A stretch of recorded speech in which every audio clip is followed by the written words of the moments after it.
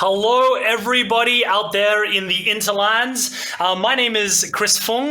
We're here at the Mind Sports Olympiad 2020, and we're just about to head into the finals of the CATAN Cities and Knights Mind Sports Olympiad. However, many of you observant people will realize that we have a very special guest over to the left of my screen, ? Ladies and gentlemen, friends and family, it is my pleasure to introduce to you the CEO of CATAN Studio, the man behind the games that you know and love, a gentleman, my friend, Mr. Pete Fenlon. Please greet our lovely friends out there in the world.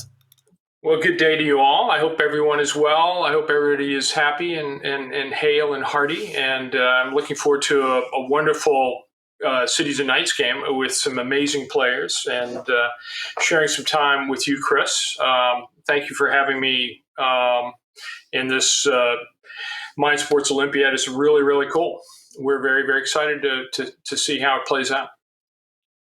Our absolute pleasure, Pete. Now, for those of you at home wondering what the heck is CATAN Cities and Knights, this broadcast is for you. We're sitting down here with the CEO of CATAN and some incredibly high-level players to answer the question, exactly how can you take these tips to dominate your friends and family at the kitchen table? We want tears. If you've never played CATAN Cities and Knights before, you've only played the base game, you're in for a doozy. We'll be breaking down some of the common concepts and we'll be watching some expert play in just a little while as we switch into the game. Our players have very patiently been waiting to get set up for the audio visual, and we are about to head into a game which our technician is going to let me know about in just a few seconds. But before that, I'd very much like to ask you, Pete, a couple of questions. Pete, okay. CATAN is one of the largest growing games in the world. Yeah, by far over the past 10 years. Yeah, well, it's been voted in some polls as sort of the perfect game. It's been voted the best board game ever made. It's certainly won the Finalists and kind of every award there is. I don't think there's a better game than CATAN, and I think it's the preeminent game of this generation, preeminent board game of this generation. But the why, as a biased man, okay, why? So the exactly why, why? As a biased man, why? Well, I've been making games for about 40 years, over 40 years, and long ago we sort of developed some criteria for what the perfect game is, and there were sort of 10. Arbitrarily 10 points that we came up with. Number one, it had to be fun, for instance. Okay, ideally. It was interactive. Ideally, it was social. Ideally, it had high replay value. Ideally, it was easy to learn. Ideally, it was difficult to master. It was affordable in terms of time and in terms of gameplay. All of these sorts of things. And CATAN actually is one of those rare games that hits all 10 of them. It is this wonderful balance of all of those things. And most importantly, it's fun. And of course, we sometimes like it to go to 11. So we'll add another category, which is also fun. So the first two criteria are to be fun and then fun. And CATAN is damn fun. So it's always different. It's always a different experience, which I think is important, that you have surprise and it's a delightful surprise. So, there's that nice balance of strategy and serendipity, that nice balance of you understand the game mechanics, but there's a certain level of mystery as to what the island of CATAN is going to look like when you sit down and, what the challenge might be in terms of probabilities and the like. So it's just a delightful design. It's a great story, well told. Thank you so much for that, Pete. So for those of you out in the world who haven't played Cities and Knights before, because certainly the base game is the game which has gone gangbusters worldwide, and that's the game that most people know and love. For those of you who haven't any idea what CATAN Cities and Knights is about, it takes a lot of the concepts from CATAN base game and develops them really. So it prioritizes. I like to describe it as a souped up version of the CATAN base game. It prioritizes development. There are going to be 3 specific tracks of city improvements that we'll be talking about later on. And it also features this idea of barbarians, angry, pillaging, marauding people who need who come and fight the nations of Catan, who you can actually use to your advantage to pillage your opponents if you are a savvy gamer. Don't worry about it if it sounds a little bit complicated right now. Our job today is to break it down for you so that you understand first of all, what the gameplay is, and secondly, how to take these game tips to destroy your fellow friends. Now, just before we head into the game, I should mention that the Mind Sports Olympiad, for those of you who've never joined the stream before, welcome. We are the world's largest and most competitive board gaming tournament in the world. Across the month of August, you'll see us play our games. Registration is free, and just like today, we have hundreds of pounds of prize money up for grabs throughout the tournament. Today, it's 150 American dollars up for grabs for the winner. Winner takes all. Second, third, and fourth get nada. I wonder how that is going to affect our play styles and whether or not people take risks. What do you think about that, Pete? Well, at the heart of it, desperate men doing desperate things. You rarely win the game. So I think the key is to worry less about the prize money and more about what the island of Catan is offering you today.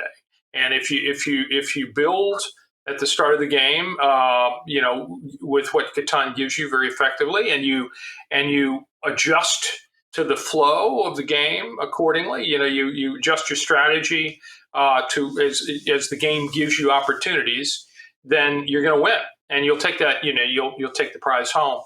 But at the end of the day, if you're focused on having fun and exploiting opportunities, the best way, in a nimble way, you're going to win. So that's you heard it here first from the CEO. You heard it here first from the CEO of Catan. Catan is all about exploitation. Exploit your friends, exploit your family, and just as we say that, we launch straight into the game. Okay. And I'd be very delighted to shout out our 4 finalists. We've got Vamos Cosmos, who's also a finalist in our Catan MSO, our base game Catan MSO, just a little while ago. Bob the Bandit, who these two are two of the strongest players in the world, ladies and gentlemen, and Legendario and Drolek, who played very well in the Hive tournament recently. I'm going to throw it back to you, Pete. Can you tell me, looking at this board, are there some resources which are more important than others? Of course, we're placing our settlements first before our city. Yeah, so just at a quick glance, I can see that we're going to have a kind of a wool. We may have a little bit of a stress on wool. We're certainly not especially rich either in lumber. This board offers pretty rich opportunities when it comes to grain, and it's not terribly bad, in terms of the ore production either. Although the ore, there's going to be a little bit of stress in that the ore is well scattered toward the edge of the island. So it's going to be interesting to see, who looks at those scarce resources, but the wool in particular, and builds accordingly. And that first build, I think, is an indication right off of somebody who really understands this island. Again, here's a case I agree with you. They've exploited that opportunity pretty well. Of course, it's a fantastic production site, in terms of probabilities. But I think in terms of the choice of resources, I think it was a good move. That's actually a really great point, and I can't agree with you more. I really enjoy Green's placement. One of the big differences between Catan Cities and Knights and the base game is the introduction of this idea of commodities. Commodities are the way that you tech up, and you cannot win the game unless you tech up and build city improvements. The 3 commodities are, I hope I don't get this wrong now. It's we've got wool, cloth, we've got paper, and we have coin. Paper and coin are created, you only generate commodities when you have a city placed on these hexes. So if I have a city on a wood spot, for example, that 5 wood spot to the north of Vamos Cosmos's first placement, you would generate both 1 wood and 1 paper. If you the wool at 9, you generate 1 cloth and 1 wool.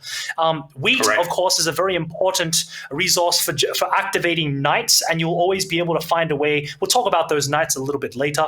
And you might be wondering why Bob the Bandit took so long to think about that. Why didn't they take the 694? Well, the reason for that is yes. Off you go, Pete. Well, first of all, the clay production, the brick production in this game is going to be, pretty steady. I mean, the 683 is pretty dang good.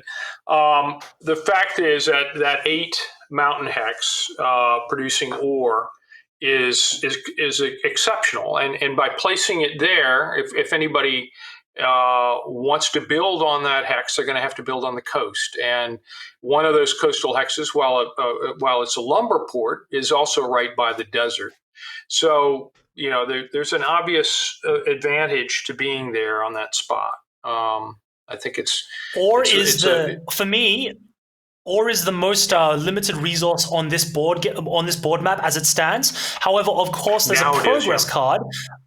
I believe so. There's a progress card later on, the inventor within the science track, progress cards being the analog for development cards if you play for the base game, that allows you to switch up tokens as long as they are not 2, 12, or 6 or 8. Now, what I wanted to bring you to before, in this game, I have to admit something to you, Pete. I have to admit that I am racist. I am racist against clay. I think that – is there a word for that? I hope there's a word for it. In Cities and Knights, not all – You have resource preferences, all right? Or resource prejudices. It's stronger than a preference. I hate clay in this game. Clay is one of the most useless resources in Cities and Knights specifically, because everything that you would do with clay you can get through progress cards through going up the city improvement routes in another way. So you don't really need clay to build roads. Settlements are a pretty weak strategy from my perspective. What do you think? Sorry, what do you think, Pete? Well, I think that, proportionally in a Cities and Knights game, clay, tends to be more early game important perhaps than in a regular Catan game, proportionally, because of the points you're making, that as you develop your culture, as you develop your development tracks and use progress cards, you can make up for some of the shortcomings of not having a lot of clay. On the other hand, clay, still affords you, a very important opportunity to spread out, particularly in the early game. And it's in the early game that you have to stake out territory, because you have to have you're gonna need, at least a minimal area in which to start building your engine of resource development, and that's important. That is important, and also keeping in mind, you can also trade it. If you're generating a lot of it. But yes, you're right. I mean, in this game, it's a clay-rich game. Even if, again, the clay points are out by the coast, it's a clay-rich game, and clay is generally not. It's generally considered the poor man of the resources among a lot of Cities and Knights players. Contrast maybe certainly ore or grain, something like that. Yeah, there are many people out there who share my racism against clay. Absolutely. Now, well, I think you don't develop. Yeah. Okay. Go on. So as you can see, that 469 spot, which looks really juicy to a base game player, is just not interesting to these players, because as you said earlier, Pete, ore is actually one of the most important. I'd say that ore is still the king of all resources in both Cities and Knights and the base game, simply because you can buy more stuff with it, namely knights as well as the development up to city. I would say that the second most important resource is wheat. Well, see, I would disagree with you there. I think grain is in a core Catan game as important as any, if not more important than any, and it's as important in Cities and Knights as well, because you got to feed your knights, and that grain is the resource that you need to really make your knight strategy fly. So having ample bits of grain, ample flow of grain is a good thing. Now, fortunately, in this game, there should be a lot of grain flowing. So grain, Yes.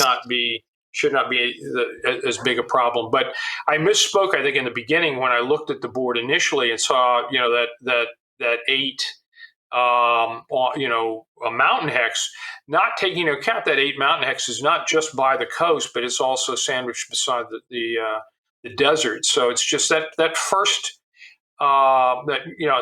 settlement placement by Gray is a very important settlement.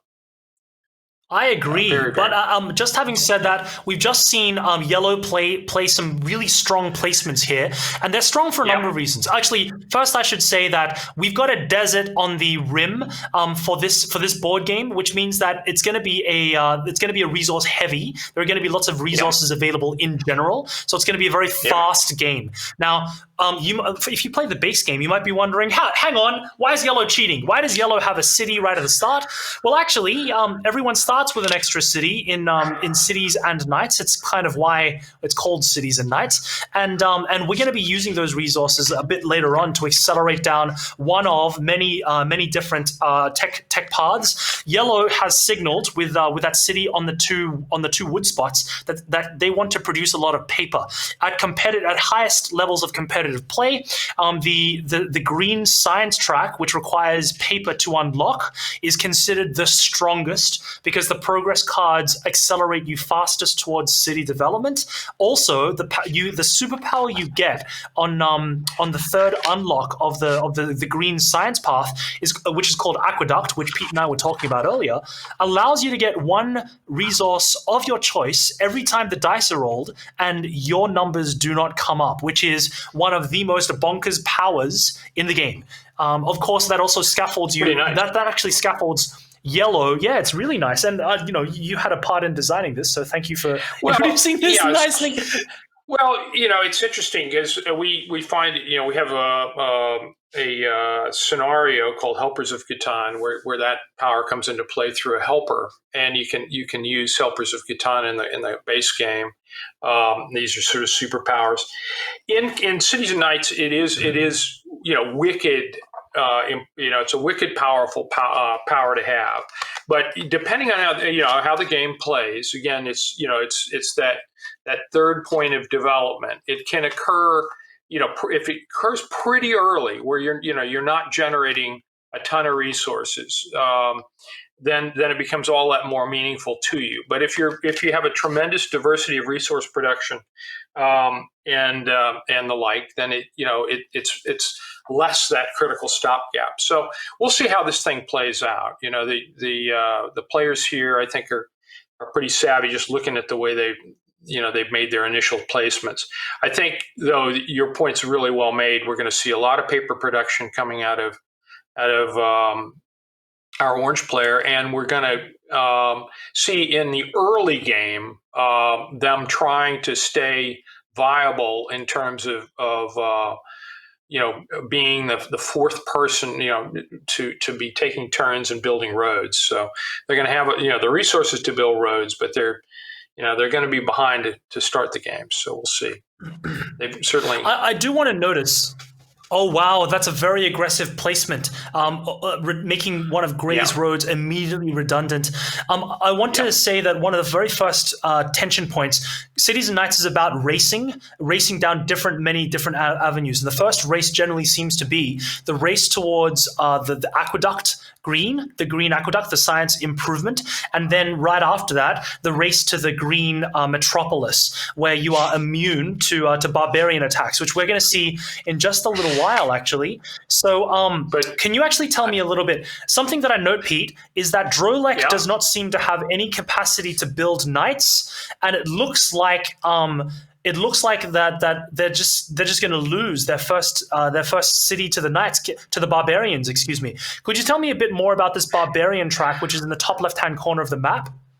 Okay, so every die roll, you're going to be rolling 2 dice as you would in a normal Catan game, but you're also going to be rolling a third die, and that third die is going to determine whether there's commodity production, whether commodity cards, I should say, come out, or whether there's a movement of the barbarian, and this is the event die. Okay, so you'll see it that about half those die rolls.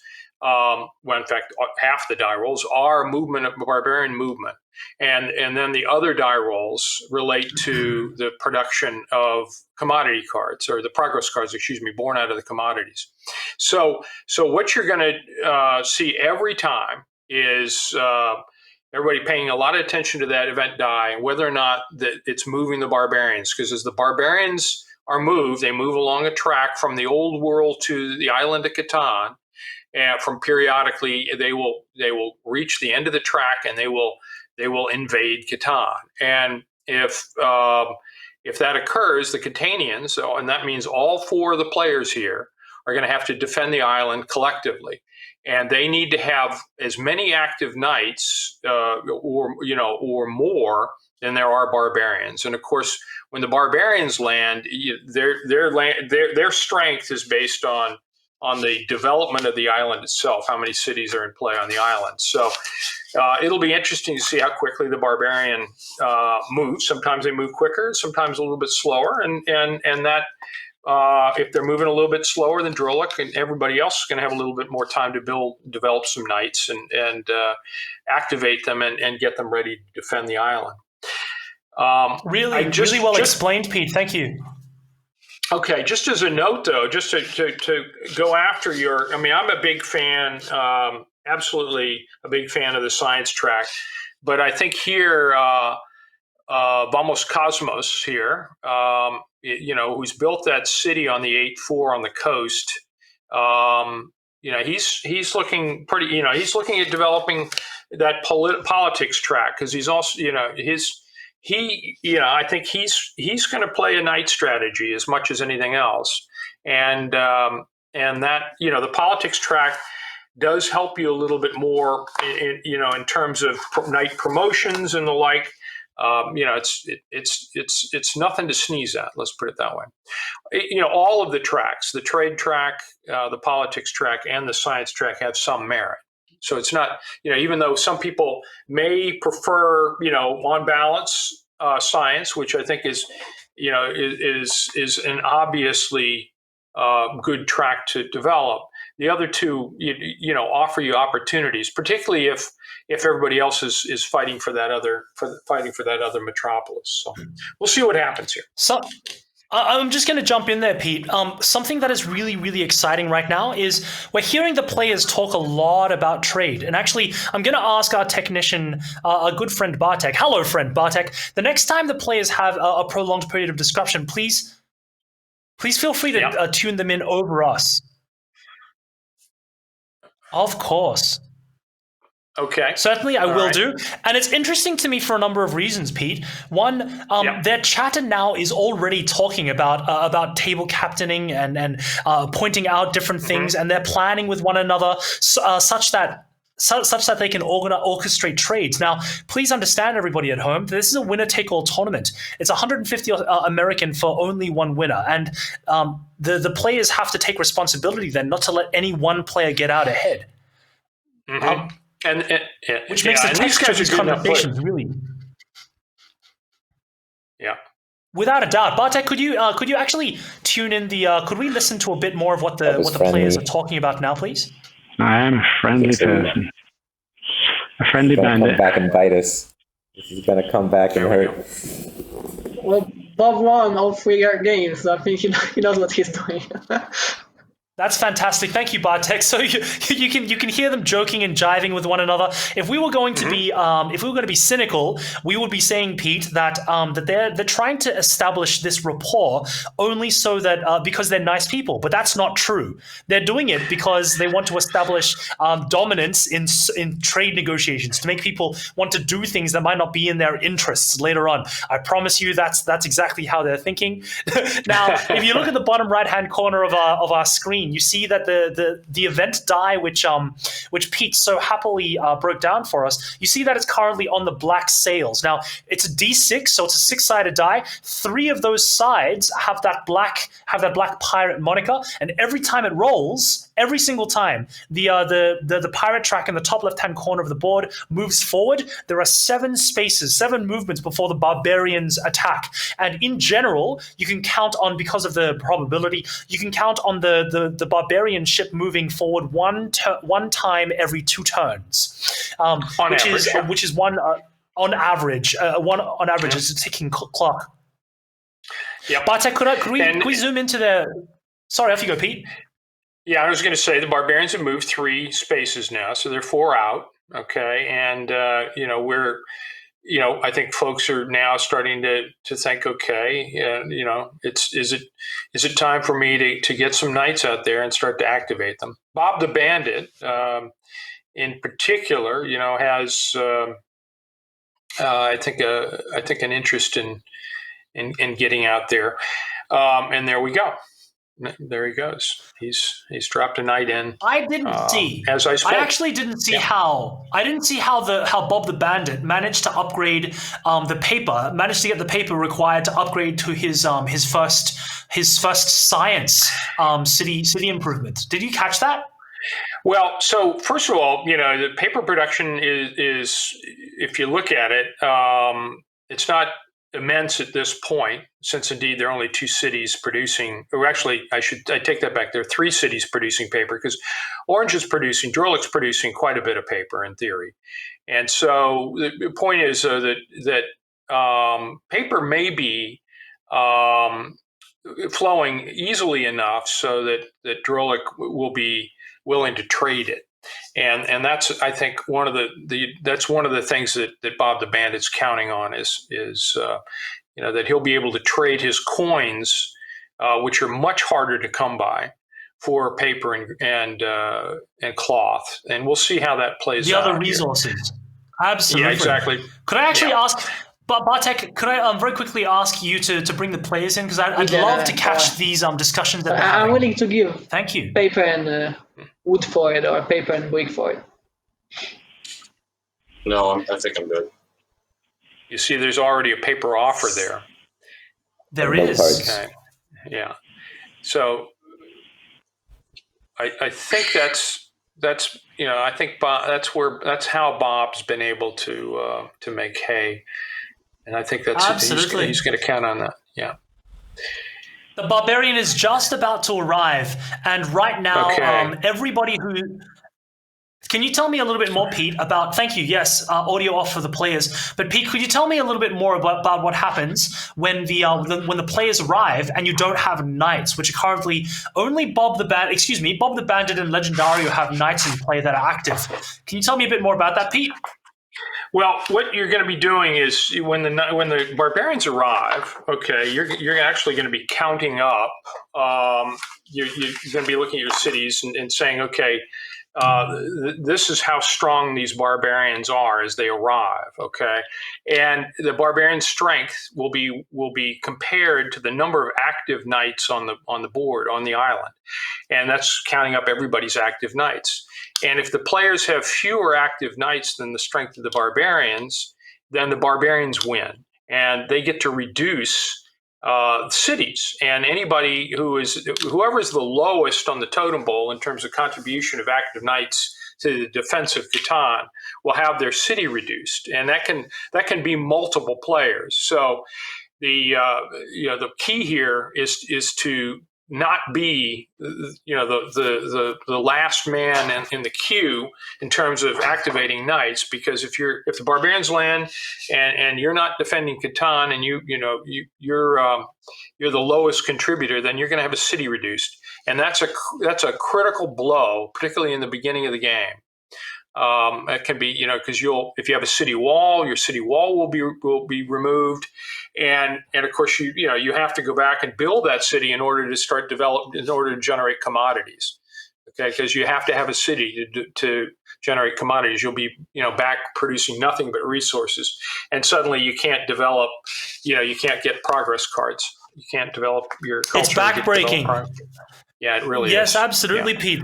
And it actually informs what you just said. Really informs Vamos Cosmos, the green player, his recent decision to upgrade his settlement to a city on an incredibly good spot, but with 0 knights in play, with 0 active knights in play, and that's actually quite risky because he passed the turn.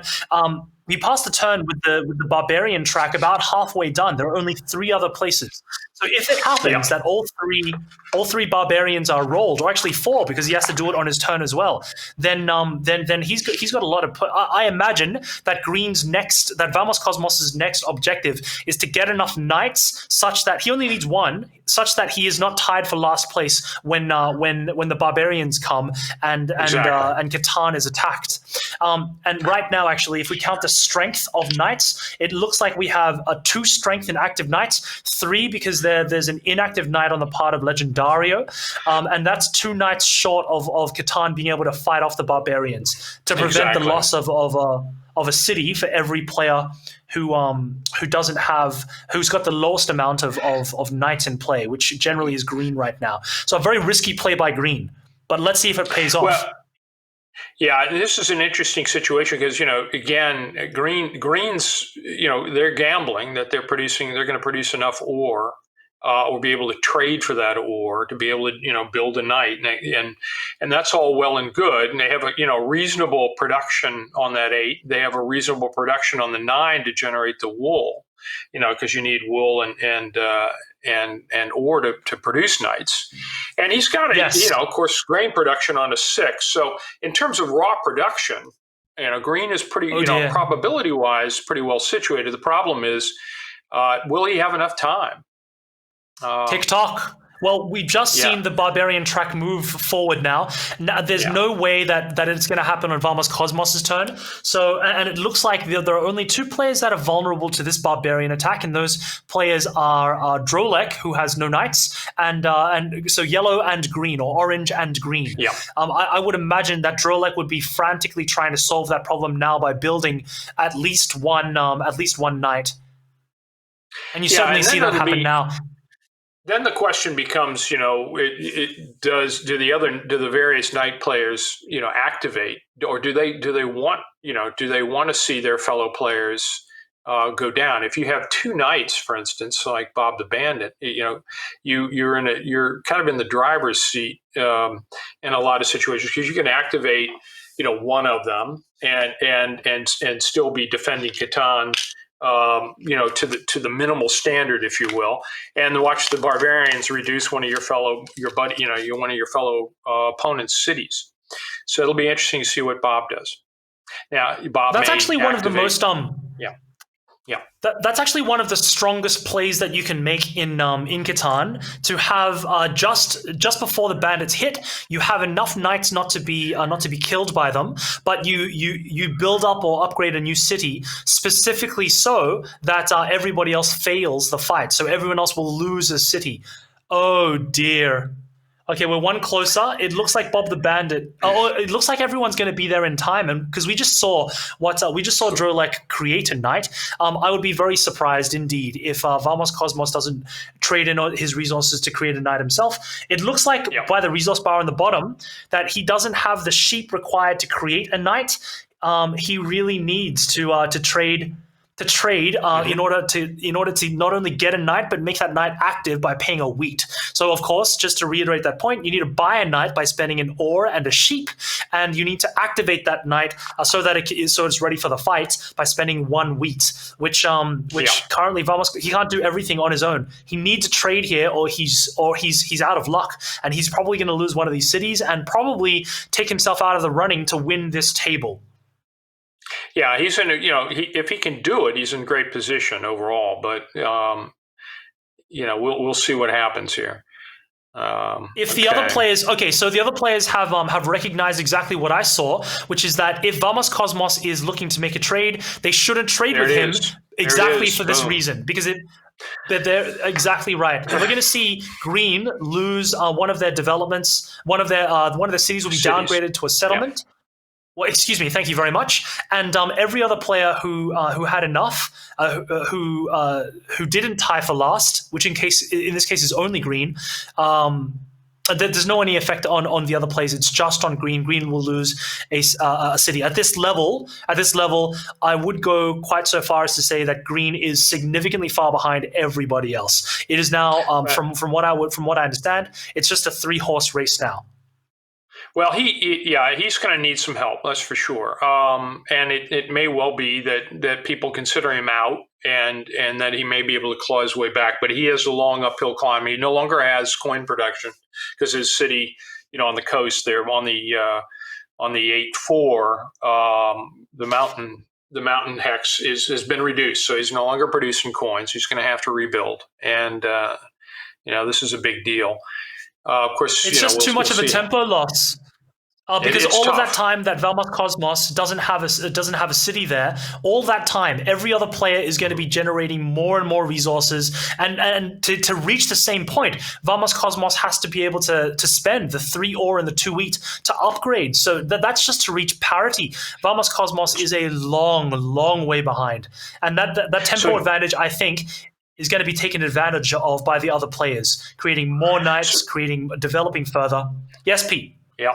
So Drolik just built the first city wall, and so that means that he can hold more cards. Okay, now he's able to hold 2 more cards in his hand without being vulnerable to the robber.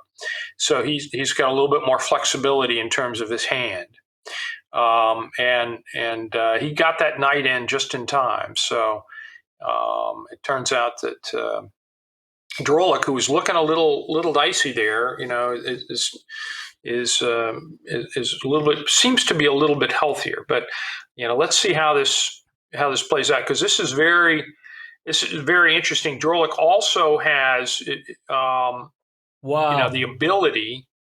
He actually has the ability to build a few more roads, and roads in this game, you don't necessarily need to build. You're not going for longest road necessarily, although you'll take that opportunity if it's given. But one thing about roads and cities and knights is it gives you the flexibility of placing and moving knights. And if you get a knight displaced, you need an open road hex as well on that same road. So roads actually have a different, besides the usual values that they offer in regular CATAN. Give you the opportunity to get out to 2 roads and then build a new settlement. They also give you the ability to place and move your knights, and that's important. Super important. It's the knights are actually an integral part of this game. I'm just going to drag us back to the gameplay, please, Pete. Legendario has just brutally had to lose half of their hand, and they're actually discussing right now a trade. Bartek, could I ask you to bring in the player audio, please? Well, give me a sheep for any card. Yeah, if you put in the 10 sheet. I'll give you a wheat. I'll give you a wheat. Instead of the 8, I'll put it on the 10 instead of the 8. Yeah, sure. Go ahead.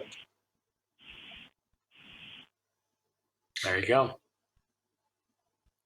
Both of these guys are still ahead. This is actually something which is very common at high level gameplay. This idea of I won't put the rubber on you if you give me what I want. Give me what I want. And it's kind of like this, the old bully thing in the playground. You hold your open fist. Give me your money. And it's actually effective at the highest levels. It's actually considered the metagame at the highest levels. Well, it can be. I typically like to, generally as a rule, people know that I'll be nailing the person in the lead. But yeah, there is a metagame beyond that, and you just have to seize the opportunity given. If for instance, that somebody has an abundance of a particular resource, or in this case, commodities, you may want to drop a knight on them just to get a hold of those commodities. Notice at Drolik, when Drolik did drop that knight down, just in the nick of time, Drolik also blocked Legendario's road at a critical point, because that's one of the nice things about a knight, is a knight as a placeholder. You can hold ground that you will later build on with your knight by basically placing that knight on a future settlement spot and then moving him away and building a settlement. So that's what Drolik did. And of course, you cannot build past your opponent's knight, so you have to build a stronger knight first. You have to upgrade that knight by spending an ore and a sheep, and then you have to displace your opponent's knight if you choose to move him that way. Now, and drive them off, yes. There are a couple of things here. Drolik's, let's check in with the game board. Drolik's next objective should be to upgrade that settlement at 5, 9, 10 to become a city. Vamos Cosmos, our green player, is significantly behind here. He's got everyone else pretty much has two cities set up and a whole bunch of knights set up, and they're looking to increase their city improvement boards. And that's actually the real way that you win. Upgrading those city improvement boards is pretty key to any strategy, regardless of how you feel. Pretty key to any strategy that to try to get to our 13 victory points that will allow victory. Of course, some of you from the base game might be thinking, Chris, 13? What the heck are you talking about? This is a slightly different game because we accelerate at the start. You start with 3 points. This game finishes with the first player to get to 13 points or more. Pete. But I should point out something, though, that one thing about Vamos Cosmos that we should be paying attention to is that he has developed along the he has some development in terms of cultural development, and in that sense he got some development along the progress track. So he has the ability to come back. It's not all over for him. He was able to develop a pretty good base before all of this came down. Now he's definitely in a vulnerable position in terms of the comeback. But I have to look right now, and I'm looking at Bob the Bandit in terms of his overall position. As being very he's got a really strong opportunity to build another settlement on that 5-4 on the coast. Which again. Further strengthens his position, and having a weaker Vamos Cosmos next to him has been of immeasurable benefit. So we'll see what Bob does. Now, Bob's also going to be developing, in all probability, that politics track up so that he can promote his strong knights to mighty knights, and if he can do that, then he can start bullying people. Bullying, you heard it here first. The CEO of CATAN, he's promoting bullying, right? Watch out, boys. I'm joking.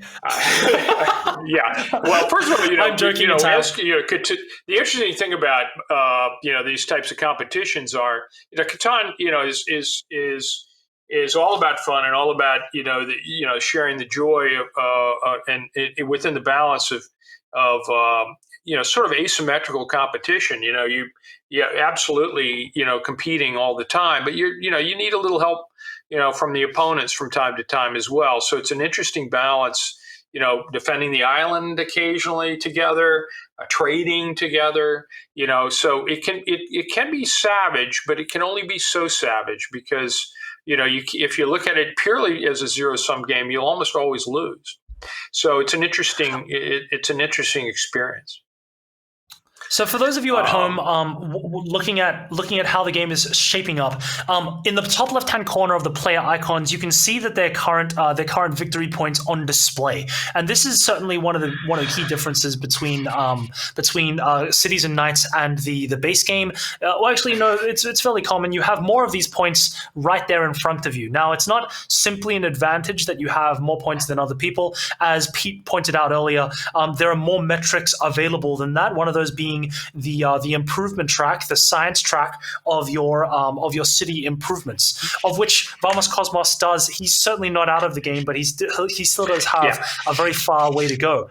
Now, I want to point out one thing, which is that at the highest levels of gameplay, if it does look like one player is significantly behind everyone else, it's interesting that the other players are incentivized to trade with that player because you aren't trading with someone who's closer to your level.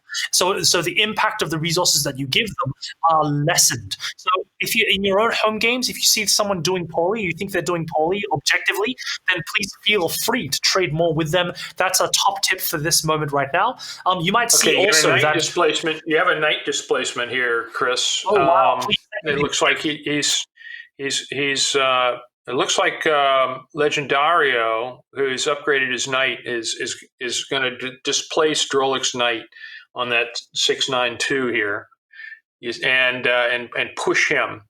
Now Drolik has another place to flee to along that road, which is good. He won't lose his knight. But if Legendario can displace that knight, then he can take control of that intersection and then build there and really screw Drolik up. The big fight for this settlement production over here, and that's a fight that Drolik doesn't want to pick right now because Drolik has other things that he needs. He needs to activate knights, and he needs to upgrade that settlement to a city. Actually, we've got a really interesting conversation happening. Can we get player audio, please? It will be deactivated. Yes. He can move it, right? Oh no, it's gone. No, your knight's going to be gone. No, it'll move. It just move. Oh, it just moves. No, it's moved, not gone. And my question is, will it be deactivated or not? Bob, you seem to know the rules well. Will it be deactivated or not? No, I don't think so. It would be. I'm not 100% sure, to be honest. I think it is deactivated, so. Yes. I have no idea. Yep. So I believe it's Drolik who said that he learned this game in one day, which is kind of phenomenal because the field is really strong. Yep. Yeah, and I think one of the cases is that the displacement of the knight. If Drolik's knight gets displaced, his status will not change. Okay, gotcha. But he will be pushed away, and I think that's what the players were asking about there. Yes, certainly. But I believe so. That's it. So now that knight is activated. Drolik's knight is now activated, which means that he can do stuff with it. And he's looking to build roads. Really, really interesting. Really, really interesting. The barbarians are nowhere near. So now the players are using this little bit of a lull to build up their resources and look at the next stage. We from what I believe, Pete, that we're looking at the calm before the storm. I imagine that after this build-up phase, we're going to see a lot of stuff go down, a lot of building, a lot of developments, a lot of fights. The next fight should be the race towards Aqueduct, which is the third development path on the city improvements, the green city improvements. So Vamos Cosmos, because he has. Again, he's weak on the board, having on the island having lost his second city, but he's got some progress cards to play, and of course now he's building a road to kind of to sort of get himself to wrap himself sort of out of the way there. And I'm not really sure why he built it where he did, but it may well be due to the fact that he wants to. He believes that he can simply break off the coast there, and he also wants to be able to use the knights along that road. But he actually had a spy, if I'm correct, which allows him to steal a knight and from another player, and I think that's a really nice thing to have, particularly one of the more powerful. Certainly, one of the more powerful progress cards there. Absolutely. All right, so it looks like we're firmly in the mid game now, and things are moving along for all the players. Something that I want to draw your attention to, everybody, especially if you've never played CATAN on the CATAN Universe UI, is in the right next to the player names, you see little almost Tetris pieces. Those Tetris pieces are very important. Those are the 5 levels of city improvement that you can get across the different styles. The yellow one, of course, being trade, the blue one being politics, and the green one, the one that I think is most powerful, the one being science. And you might see that while Vamos Cosmos lost his initial city, he's definitely the person furthest ahead in the commodities race, in the development race, which is what Pete was talking about before, that there are many, many different metrics here. Now, Bob the Bandit did what Vamos Cosmos did, and it's very important. If you can get the first stage of development in each of those tracks, then you're suddenly getting, you have the hope of getting progress cards, and that's the most important thing. You're going from no cards to cards, and you're getting them on one, a 1 or a 2 when you do that. So that is the biggest jump from 0 to to that 1/3 chance. Absolutely, yes. And so that's really, really important to do. After that, you tend to focus on one or the other, one of the 3 tracks by most measures. But we'll see, which one Vamos Cosmos ultimately concentrates on, because I can't see the board right now, but if I recall, Vamos Cosmos does have the flexibility to focus on science in a way that, say, Bob the Bandit might not. Yes. Well, I would actually need the player trade icon to go away to be able to review this. Exactly. And actually, there we go. Okay, so Vamos Cosmos, the original. You might remember that. Has there been an inventor played? So sorry, I think I've lost. I haven't been able to keep track of it. That 11. I don't. I have to, again, the player trade's up and blocking the board a little bit. I did not see the numbers move yet. And I don't. No, I believe there has been. I believe there has been an inventor played. So I believe that the 4 and the 11 would have been switched.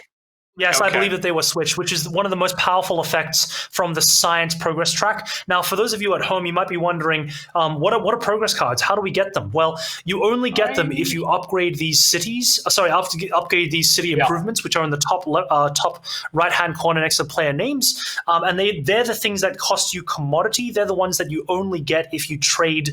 If you have a city on certain resources, and those resources are the wood, the sheep, and the ore. So Vamos Cosmos would have been Legendario. If that was a switch for the 411. Yes. Yep. Yeah.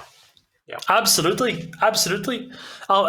Which is really, really important. Just to go back to those odds, right? And this is a top tip, another top gamer tip. What Bob the Bandit has done is the maths should be 16.42%. He's got a 16.42% every roll to generate a progress card. That's Bob the Bandit. And that is the same that's the same likelihood as if you upgrade one track all the way to the end. Of course, in order to upgrade, the first upgrade in let's take science, for example. So science, which is the green upgrade path, the first upgrade will cost you 1 paper, which is the alternate resource from the wood. The second one will take you 2, the third one will take you 3, the fourth one 4, the fifth one 5. So what Bob the Bandit has done is the most cost-efficient way of getting access to progress cards out there, which is what Pete was talking about before. Now, back to the game board, Pete. There are a few things. There's been a flurry of activity. Can you tell me more about that? What's happening? Well, first of all, as you can see, Legendario did displace Drolik's Knight, and then Bill to the Coast. Okay, seizing that intersection, and with the 2 strength Knight. So that's important because Legendario in this particular case is looking the weakest, even with Vamos Cosmos losing his city. Legendario, really, he's got one cultural development, one development on the science track, and that's it, and 3 victory points. So he's in really pretty rough straits right now. Bob, but anyway, the bottom line is Legendario did solve one of his problems, which is being able to have space to build and to move his knights as well, and to cut off Drolik. Now, Bob the Bandit is about to build a very, very important settlement along the coast, and that could be a game breaker for him. He's in a pretty good position. Drolik Drolik and Vamos Cosmos have a bit of development room, a little building room as well. They're not so confined as either Legendario or Bob the Bandit, but right now clearly the next best settlement sites are that 692 or that 54 on the coast. Brutal robber play just then. Sorry, I'm just going to interject there. Brutal 7. Green and gray have to discard half of their cards, which is certainly something that happens in the base game as well. And you might notice actually that the robber did not play until after the first barbarian attack, and that's by design. It's actually we start quite gently. For some reason, Pete wanted people to feel good at the start. He didn't want the bandits to come and yell to come and attack you right from the get-go. Yeah. Well, in the aftermath of the barbarian turmoil comes those poor, the poor robbers. Brutal. Okay. Vamos Cosmos, the green player, has decided to has played one of the progress cards from the blue track.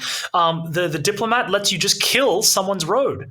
It's the blue track is the most aggressive. You do nasty things to your opponents. The green track generally is about building up resources, and the yellow track is about gaining resources yourself as well. Trade. Exactly. Yeah. The bottom line is it's like. Yeah. The bottom line which is actually Cosmos has the most flexibility here in terms of that. It looks like it. Of that. Now the question really is, can he, generate essentially more resource development on the board? Can he build a better infrastructure? He needs more. He needs another city or another settlement here pretty quickly. And you're absolutely right. Yeah, and he has no place. He has no great place to build a settlement at present because he built his road around that 8. Instead of going down to the coast. Now here we go. We got boom. There. Yes. Oh gosh. So there's a lot of attack going on. I agree with you, Pete. I believe that Vamos Cosmos' next most legitimate way to expand was actually south of his southern city. I would have built on the 10-9, the wood sheep right there on the coast, rather than take his road building card earlier. Of course. Exactly. Hindsight is 2020, and this is a very common concept in the base game and the Cities and Night game. Understanding how can you grow, where is your next settlement going to be, how are you going to get these 13 points, which are largely going to come from buildings, or a big proportion of them have to come from buildings. Yeah, but see, had he done that, he would have, with that 10-9, if he could get, particularly if you get a city there, that just creates a tremendous engine in terms of developing commodities. You could suddenly, you're producing paper and cloth at a very, very high level. Very high. Yeah, and he's still yet to recover though in terms of actually building anything. He's been able to play cards because he's got that well-developed, he has his well-developed culture. He has a well-developed building track, but he's really, really been slow in getting that city back or building anything else. And I actually do think that that road build that he made is a little bit of a mystery to me. I agree with you. If we get an opportunity to talk to Vamos Cosmos in the winners interview, that'd be an interesting point of conversation here. Now, I think it's at this point that I should very clearly apologize to write off green, because Vamos Cosmos is clearly not one of our bottom players right now, and that's clear through not just his progress card development from his city improvements, but also his growth recently. I mean, there are still problems. Don't get me wrong, there are still lots of problems. I think had he not played the road building card where he did, had he gone down to the coast, I would say he would be in a much better position. But we'll see. We'll see what happens. Obviously, he's worried about developing down that way, in the longer term because of Drolik. But you can see, we're at a point right now where, these guys, they're about to break, somebody's about to break out, but yes. Nobody's, built that key settlement to really, or upgraded to that, that next city to really sort of kick into the next gear. Actually, could we switch to player trade right now, please? Could we switch to player audio? Thank you. And I will happily trade. Could we bring the volume up a little bit, please? You have got wood, haven't you? No. Okay. I discarded when the wedding or whatever thing. Saboteur took my wood and burned it. Yeah. He set it on fire. Okay. So Bob's got three pretty good progress cards. But my porch thing is still open. There goes one. Okay, here he goes. So I'll give you 2 wheat. You give me a wood. Yeah, but I need to throw in a random resource. Okay, he's trying to get that settlement. 3 for 1. So He really is. Yeah. but and then you give me. So if I give you 3 wheat now, you give back 1. You give me back 1 wheat and 1 wood. Whoa. How's this going to work? How's this going to work? Sounds a little. Okay, so I have the 2-to-1 wheat point. Yeah, Yeah? I give you 2 wheat. You give me anything, and I'll give it back to you for a wood. That's Okay, I'll give you 2 wheat. Whatever you give back to me. I'm not sure if this is a 2-stage trade. No, I'm saying, okay, Yeah, so you give me 2 wheat. like it, yeah. I buy for you and Yeah. for whatever you second want. stage. This is just a future province. Yeah. If I were every so it looks like Bob the Bandit is doing everything he possibly can to get the resources required to build that settlement at the 4-5. Everybody knows that, right? Everybody and their friend knows that. And so there are 2 options here. One, not to trade, which we see that they're not allowing the trade, and the other one is to charge a really high price for it and to reduce their resources. I would actually go so far as to say that Gray is in the lead here. I would say with that development now. Certainly if he drops a settlement on that 5-4, and he's in pretty good shape, because that's again, he's producing. There it goes.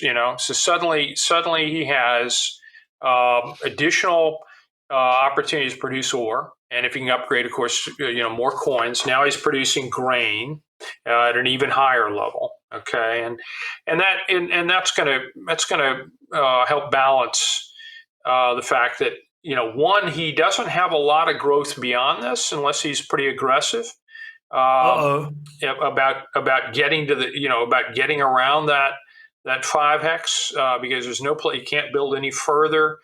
The other way. Okay. Well, he only has one other place to build.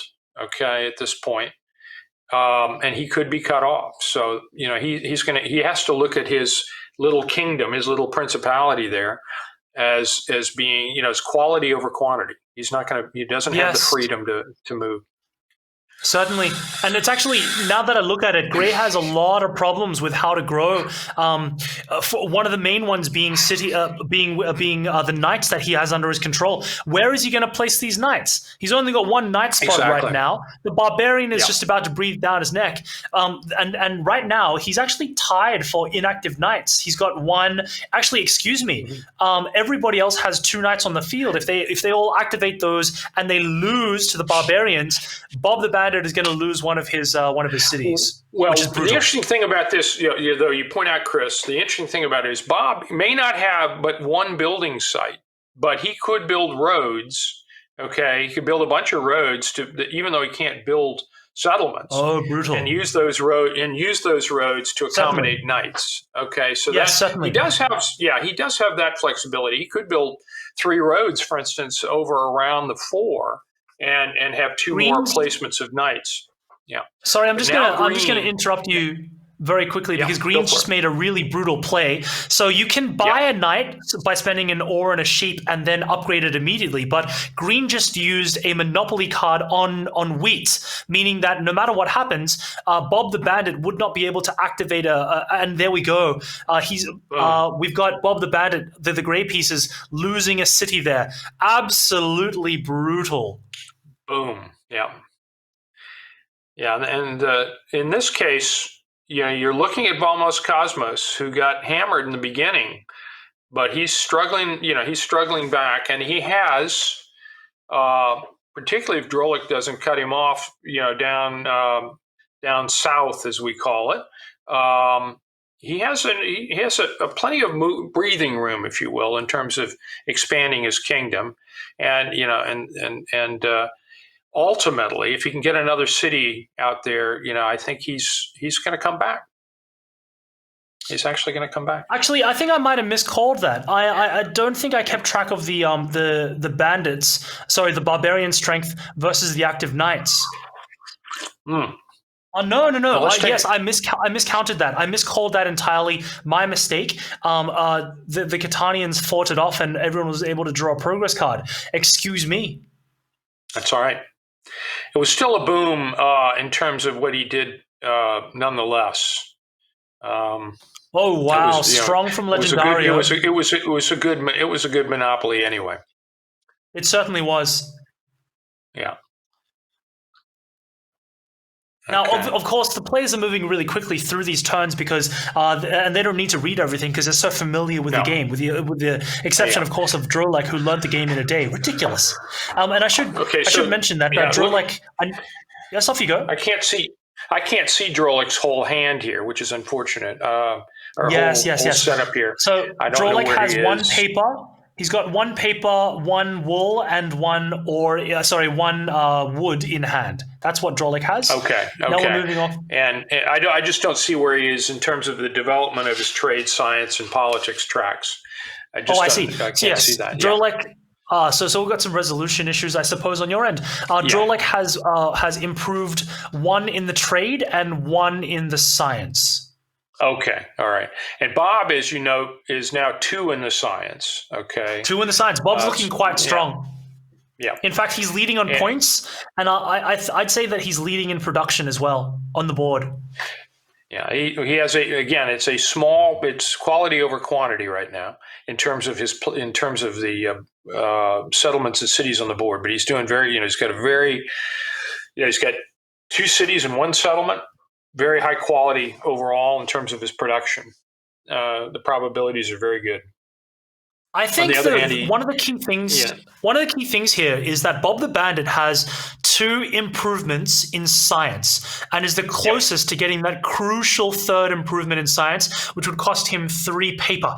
And once he gets that, if he does get that, the aqueduct, this remarkably powerful free resource every single turn, and there we go. Vamos Cosmos is in that race. We've got a race between 2 players, not only to get that aqueduct, but after the aqueduct to be able to get the level 4 improvement in green, which will of course give you the metropolis, which makes that city immune to barbarian attack, as well as giving you 2 victory points that will only be taken from you if someone else builds in that track to 5, which is massive in this game. Yeah, look at Vamos Cosmos though. Overall, if the event die is rolled and the barbarians don't move, half the time Vamos Cosmos is getting a progress card. That's ridiculous.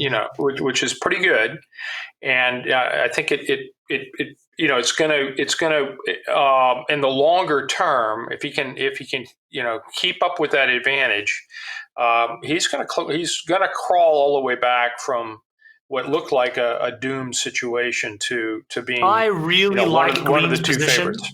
Yeah.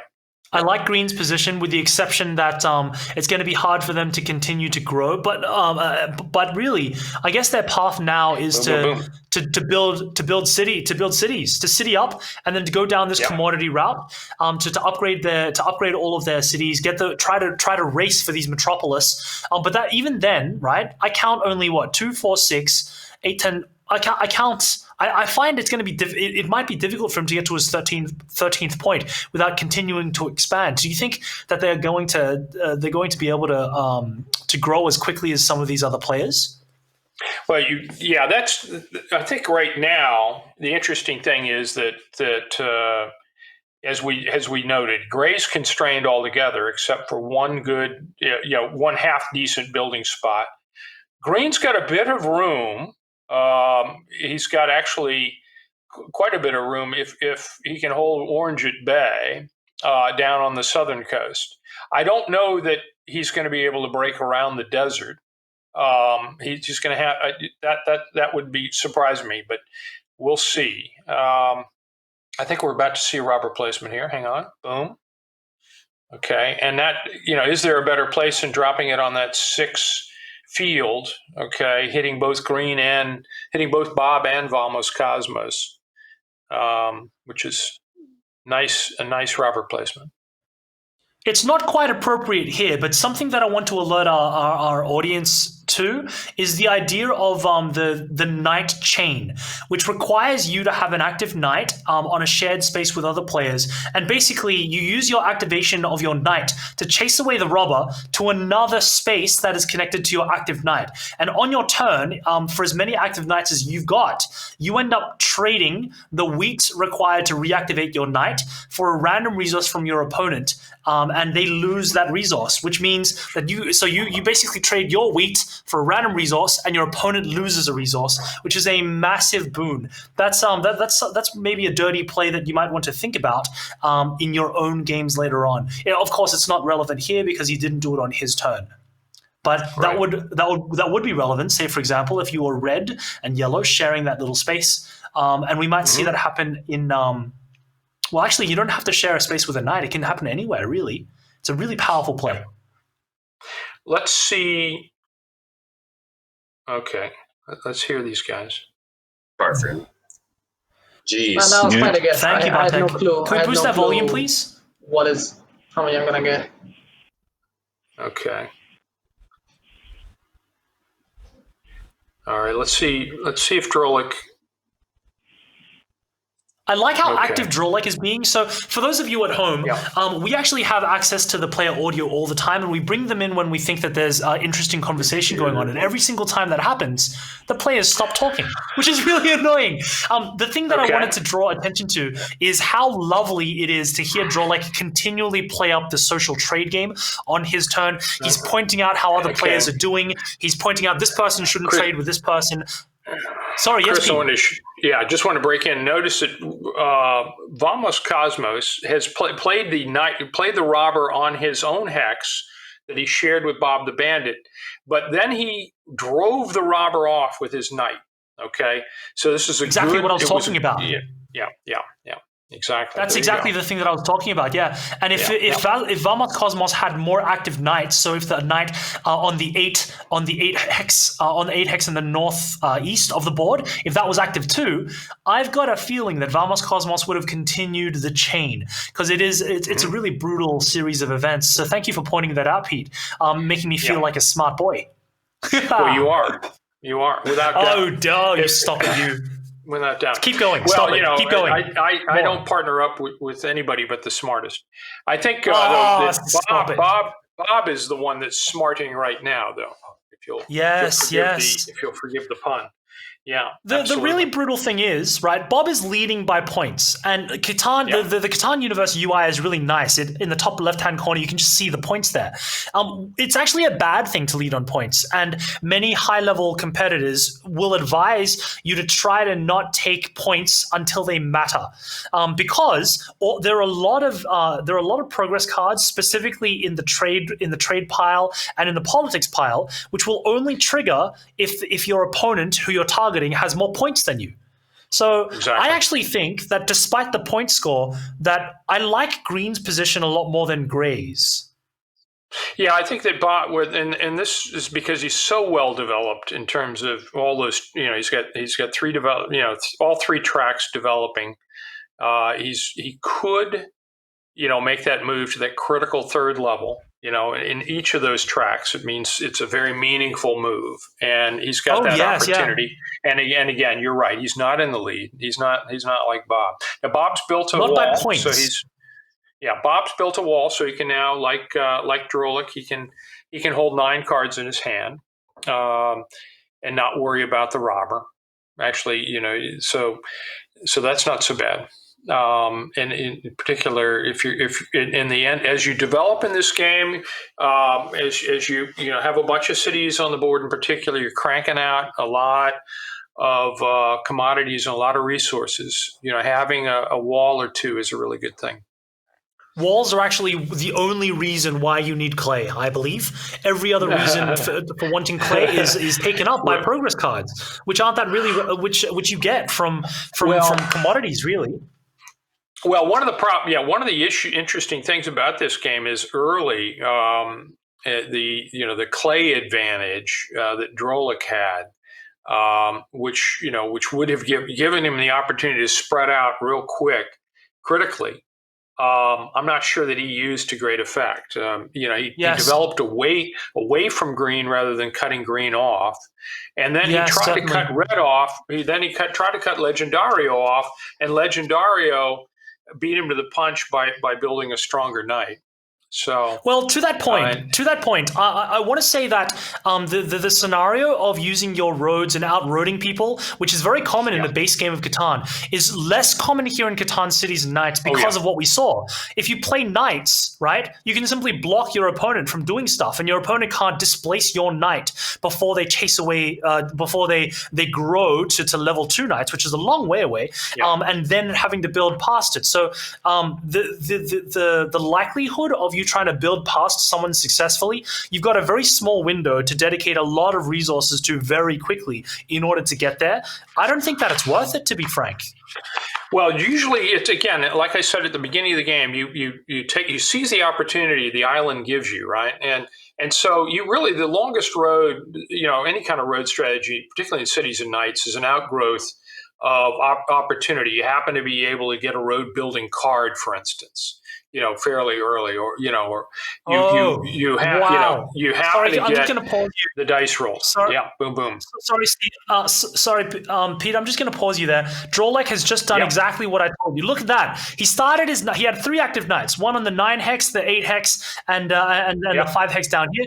He started the knight on his own 9 hex, used his own knight to chase it away, brought it on to his own 8 hex, stole again from red, and then finally moved it over to the final destination he wants it on, which is on this 5 hex from Bob the Bandit, which is exactly what I talked to you about before, converting his wheat, which is the cost of activating the knights. He converted 2 wheats to 2 random resources, and red lost 2 resources, and Bob the Bandit lost a resource as well. So this is these are tips that the highest level of play these players are certainly using to great effect. Please take these ideas home to your home games. Yeah, Legendario continues to languish. He's having very far behind. He's having some issue, really getting out of the block here, as we say. Something we haven't mentioned. Okay, Vamos Cosmos is about to play, I think, something here. Right? Yeah, he's going to play a lot of things. He's got 4 progress cards in hand. You've mentioned the walls before, the only use of clay. What happens if you have more than 4 progress cards in hand? Why are players so keen on playing these cards, even for little value? Well, I mean, the bottom line, I think, is you don't want to be in a position, since you're playing at a frequency of 1 a turn. You don't want to be in a position where you can't expand your portfolio of cards. So hang on for just a second. We have Bob's got 5, right? Yes. So I think he has to discard 1 now because there's a hand limit size of 4 progress cards. And there we go. There's an example. Shouldn't he have to discard 1 of his progress cards now? Isn't that a thing? Oh, that's what he's doing now. There it goes. Right? There it goes. Okay, yeah. Something that only really affects super high-level players is, and this is unique to Cities and Knights, right? When you play a progress card, you put it on the bottom of its progress deck. And there are 18 unique progress cards across these decks. So at the very highest levels of play, certainly I would expect Vamos and Bob the Bandit to be doing it. I imagine they will be tracking exactly the order of the progress cards that they see and the orders that they come, so that they can understand more what the odds are of them drawing any particular progress card. And so they would have memorized these beforehand. Okay, there goes the aqueduct, I think. Bob's placed who's got oh, wow, I didn't catch that at all. Yeah, Bob, he's at that 3rd level of science. And of course, they pointed it out because it is an important power. You're looking at that. You're looking at each of these three stages where you get to that third level on any given track. If it's the politics track, you get to you get to go to mighty knights, which are those third level knights, the 3 strength knights. Okay. If you get to the third level on the trade track, you can start trading commodities at a 2-to-1, which is also meaningful. Super meaningful. I really, really like the table talk going on. I can't really, it's gone now, but all of the players, as soon as Bob the Bandit built that third level of science, which you can see in the top right-hand corner next to his name, as soon as he did that, all the other players were like, he's built it. He's got the aqueduct. Be aware, alert. And that actually puts him at a really significant advantage in terms of resource production. I would be really, really surprised if we didn't see him build his next knight very quickly, and then to see that upgrade of the 4-5 to a city very, very quickly. It'll be interesting to see how the other players respond. Whether Bob the Bandit is going to receive a lot more hate, as he has done. A lot of the other players have recognized him as one of the leaders, and so they've been very specific about using that robber to break down his resource generation by blocking his good numbers. Well, he produces on 5 numbers, 5 different numbers, and it's which is of course not bad, but that's likely to be the end of it, because the only other number he'll probably ever produce on is a 12. Okay, but that's actually a good thing for Bob. That's actually a really good thing for Bob now because of the aqueduct. Exactly. That's what I'm saying. The aqueduct gives him now because of that restriction, the aqueduct will come into play more often. Oh, yes. Thank you. I'm so rude. I cut you off. What a rude boy. It's okay. Don't worry about it. Don't worry about it. It's okay. We're all good. We're all good. It's not like you built a road and cut me off from my house, Okay. Oh, you just wait till I get over to you. I will. Let's listen to these guys. Let's do it. Okay. Can we cut into that conversation, please? He has only 50 seconds left. Okay. I mean, but he knows how long the turns are. Like, I know, but so he's taking as long as he needs. Okay. All right. Legendary has finally built his second city. So I think what just happened there was Legendary was looking for a trade. He was looking for a trade and taking a bit of time to think through it. Yeah. And the other players were complaining a little bit about it, I think. Yeah. Now. Okay, thank you so much for that, Bazant. Drolik is okay. Drolik's got 3, nice progress choices. Actually, he only has 2 because he has 2 smiths. Okay, and we'll see if he builds road, because he could, in fact, finally cut off Vamos Cosmos. It feels like Drolik's development has been stymied a lot for the past couple of turns. Mm-hmm. Yeah, but he could really handcuff Vamos Cosmos by building down to the coast and stealing that very critical spot and confining Vamos Cosmos. Who's got who would then be have to scramble in terms of building opportunities. Oh, I see. So we'll see what happens. 9-10 down the bottom of the board, which is currently obscured by the player trade. Yeah, I see that. It's actually. Can we actually have the player audio, please, for the trade? I want to catch a trade. I see. Well, then, just one-on-one, I can give you a wheat for a sheep. I think. Yeah, I'm okay with that. Oh, wait, actually, no, I'm okay with that. I'm good. Okay. There's a trade. That may be... Who's he trading with? You sure? Yes, I'm very sure. Okay. Oh, we don't have a trade. No. I thought he had said it was okay, but okay. I think he meant that I'm okay. I don't need that trade. Yeah. Is he going to play this? Is he going to go ahead and play this progress card though? He may not feel threatened, but I by Vamos Cosmos at this point. But with where Vamos Cosmos is in terms of his own development, I would be very careful about that. I would certainly not be wanting to trade with Vamos Cosmos at this point. Let's see what happens. That's what Drolik was trying to do. Drolik was okay, now he is going to play the road building. Okay, there it goes. Yeah. Okay. So just like in the base game, I think what Drolik was trying to do was to get enough of the resources required to build a settlement immediately. And so just like in the base game, there's a pattern of play where you play a road building, and out of nowhere you can play a new settlement, where ordinarily you'd have to build the roads carefully first and then the settlement. So that's what I think Drolik was going for. No one was biting, because I think we're at that stage now where players are going to be less open to trading, and that certainly happens at the competitive levels in the base game as well as cities, as well as in cities and knights. That after a certain point, But Drolik does have the option, Chris. One option he does have, if he can't build a settlement, is to drop a knight in there to cover that space, to hold that space until the time comes. So, but he doesn't need to now because he's built past. Yeah. Okay. All right. Whoa. Boom. Was that a 5? Yeah. Boom and bust for Bob the Bandit. And this is actually the strength of the active. Yeah. Yep. He's rocking and rolling here. Bob just picked up some coins and some wool, or some cloth, I should say. Bob would be looking. I assume that Bob is going to be willing to offer a king's ransom for wheat here. Oh no, he doesn't need to. He's got the irrigation. So Bob, I would be very surprised if we don't see the 4-5 settlement upgraded to a city here. Yeah, because he would pick up 2 grain off that irrigation card. Doesn't matter how many cities, but he has 2 grain. He's by 2 grain hex, 2 field hexes. So there it goes. Boom, boom. He's got.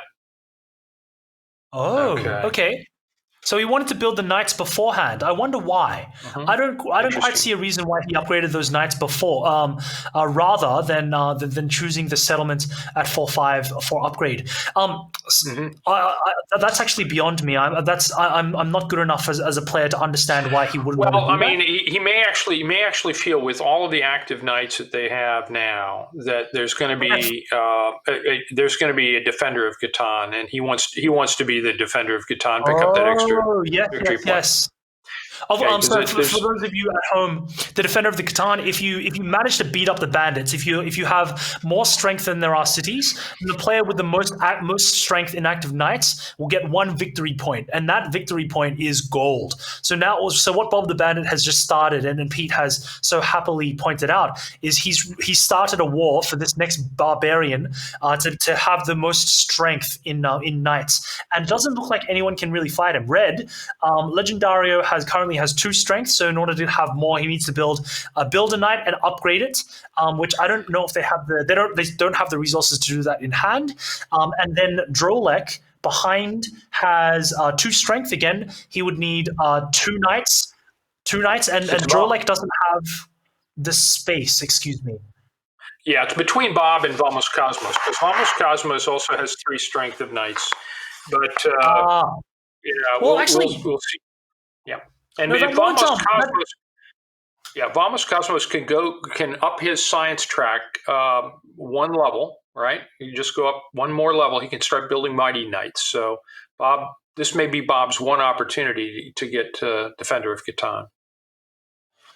We'll see. I don't actually think that it's possible, because Vamos Cosmos has 3 active strength in terms of knights. So that actually puzzles me even more still. Like, all he's doing is tying so that he can get a progress card. Maybe that's worth more than the city upgrade on the 4-5 hex. Well, that may be it, or he may believe that he can upgrade a second time. He may be able to go to 4. He's maybe gambling that he can get to 4 strength of knights, because that's really the max he's got right now. He doesn't have any other place to build a knight. Okay, yes. And he could be in trouble. Could be in very big trouble if Vamos Cosmos starts building mighty knights and connects to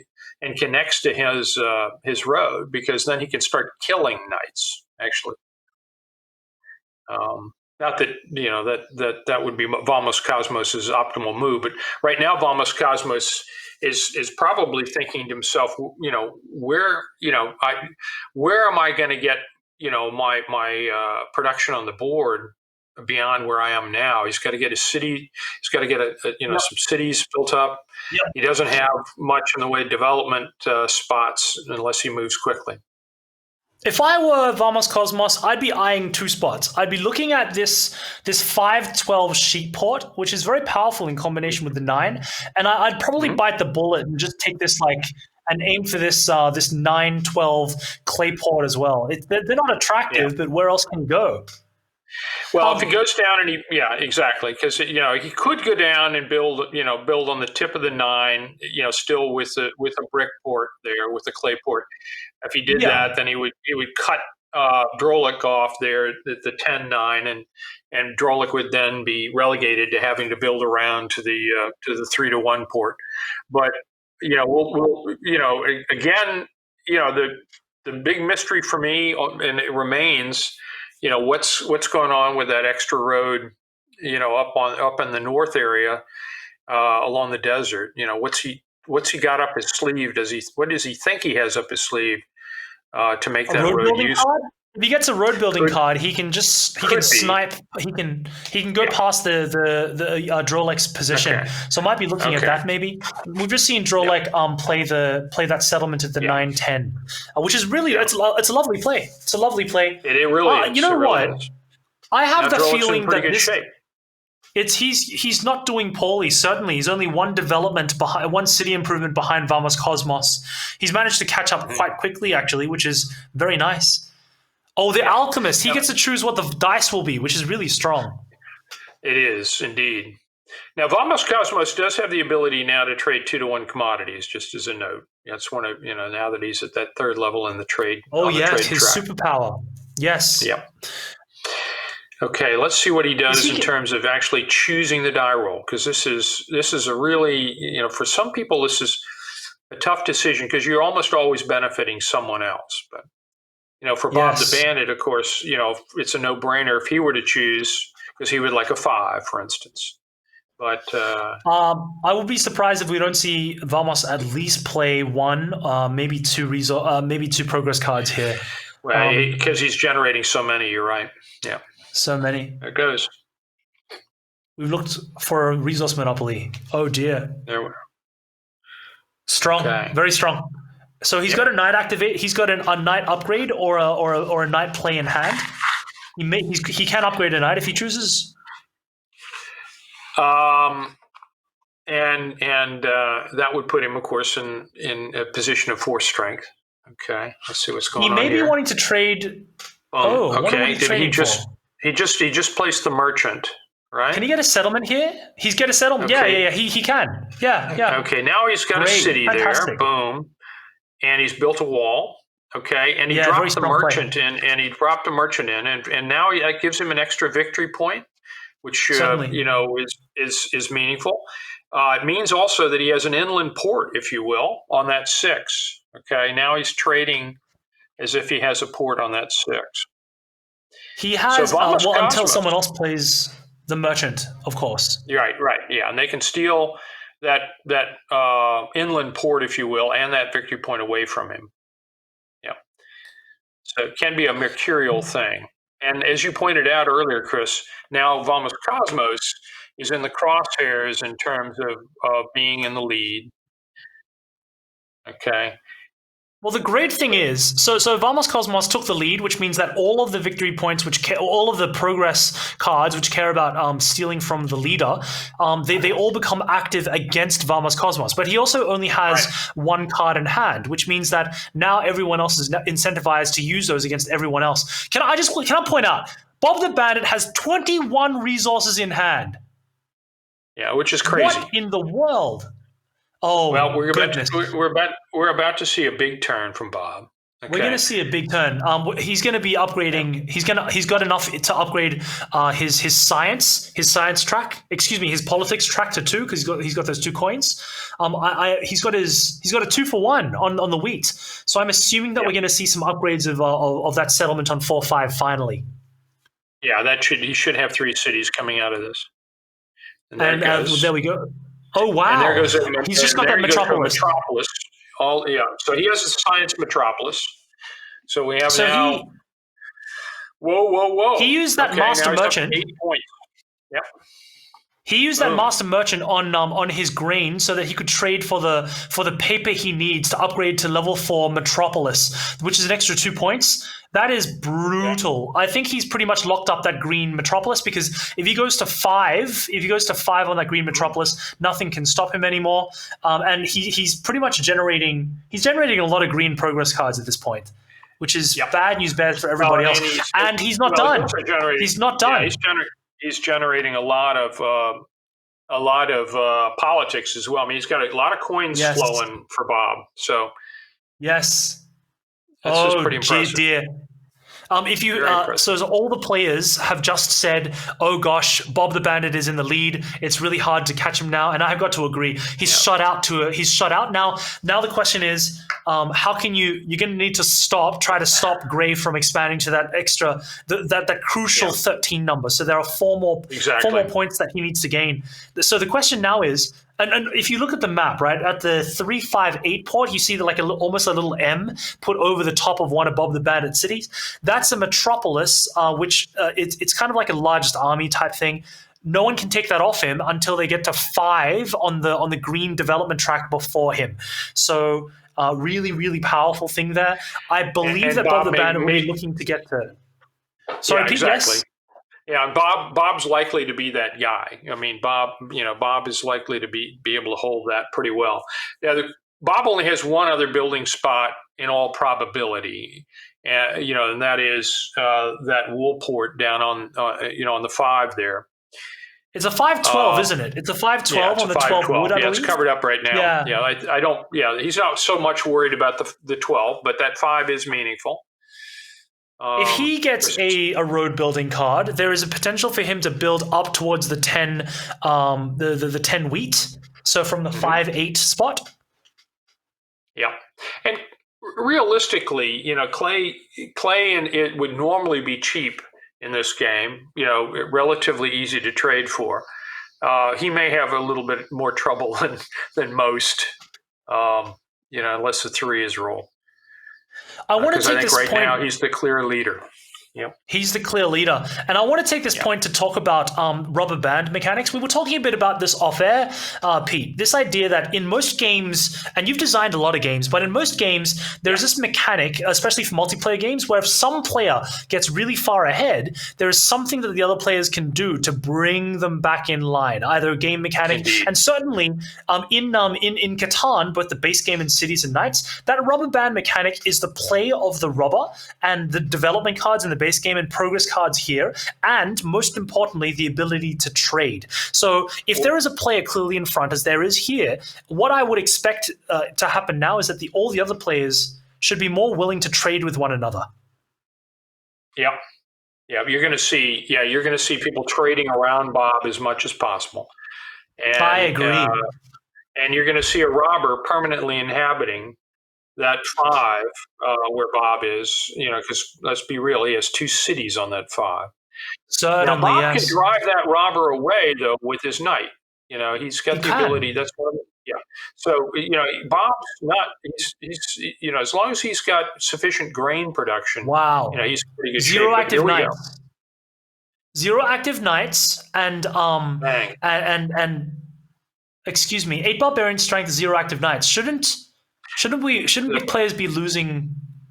Bob, well, let's be real. Is... Okay, let's see what we had. I think what happened is those knights went inactive, Chris, because they defended CATAN.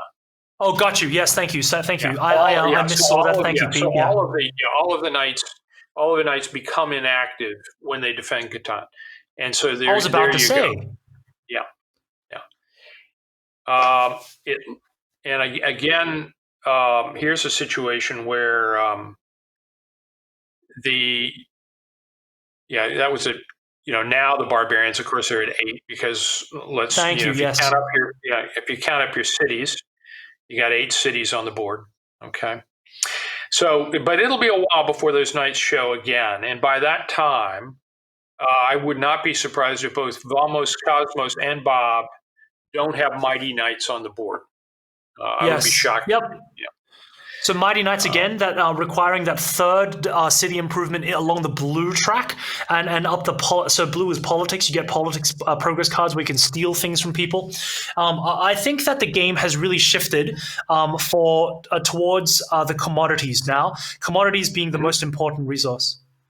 Yeah, Bob needs to build roads just so you get more knights out on the board, though. Yeah. I actually want Bartek, could you please bring in the player audio? Because I'm really interested in the way that Drolek socializes. That's really interesting. I'm still not sure what I can even do here, so it's just delayed. So that's Legendario and Drolek? Yeah.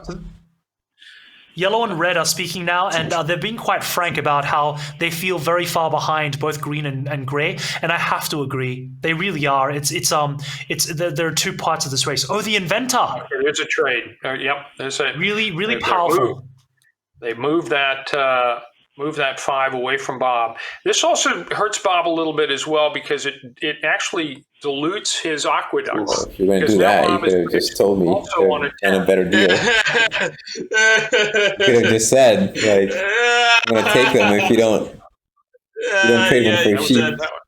That was a big play. That's funny. That was a very big play. And look at Drolek. Drolek for a rookie is doing pretty well there. That 5 is suddenly a very nice place. Look at that 5.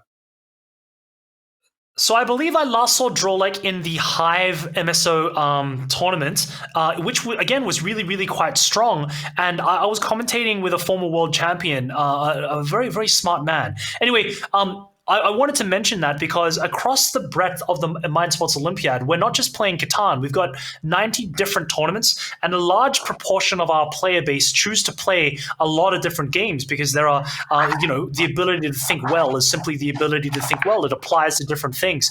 And if that certainly is you, if you're interested in playing new games, in maybe playing Cities and Knights, maybe trying your hand at some other things, please take a look at our schedule. You'll find everything at msoworld.com, which is to the left of our screen. You should be able to see that website there for a list of all of our remaining games. I'm actually surprised by that last turn by Vamos Cosmos. Vamos Cosmos has a road building card. He should be hammering Bob on this, I think, at the 10-12, what is now a 10-12, or going over the or going over the coast, but more likely hammering Bob because Bob's still his worst rival, and yet he passed that up. I don't know why. Okay, we'll see. Perhaps he doesn't. No. I guess we'll need to ask him that. My instincts are the same as yours. Yes. Yeah. I think sometimes there's a little analysis paralysis, but I don't think. I don't understand why you wouldn't play that road building card. It also allows him to build more knights, and actually ultimately in the longer term, if he's to upgrade to mighty knights, that may be one way to fight Bob. Because if Bob doesn't have any places for his knights to move, or Vamos Cosmos could connect to Bob's kingdom and kill Bob's knights. Yes. I'm only just taking a guess here, but one reason why he might not have wanted to do that was he might have wanted to wait for the resources to also have a settlement to surprise Bob. But I think that it's fairly, but you only do that if you want to not seem as big a threat to the other players. And to be frank, and especially judging from the table talk, the players are pretty set that Bob is the bandit. Bob is the king. Right. We got to kill the king. Got to fight him down. Yeah, absolutely. Ooh, can we get a player audio, please? Yeah, I can do wooden grain for 2 sheep. I don't, but I just don't want to have this many sheep. And I mean, not that I can only many. do 1 for 1. Steal them from me, I need to do it quickly too. All right. Okay, let's do a sheep for wood. Okay.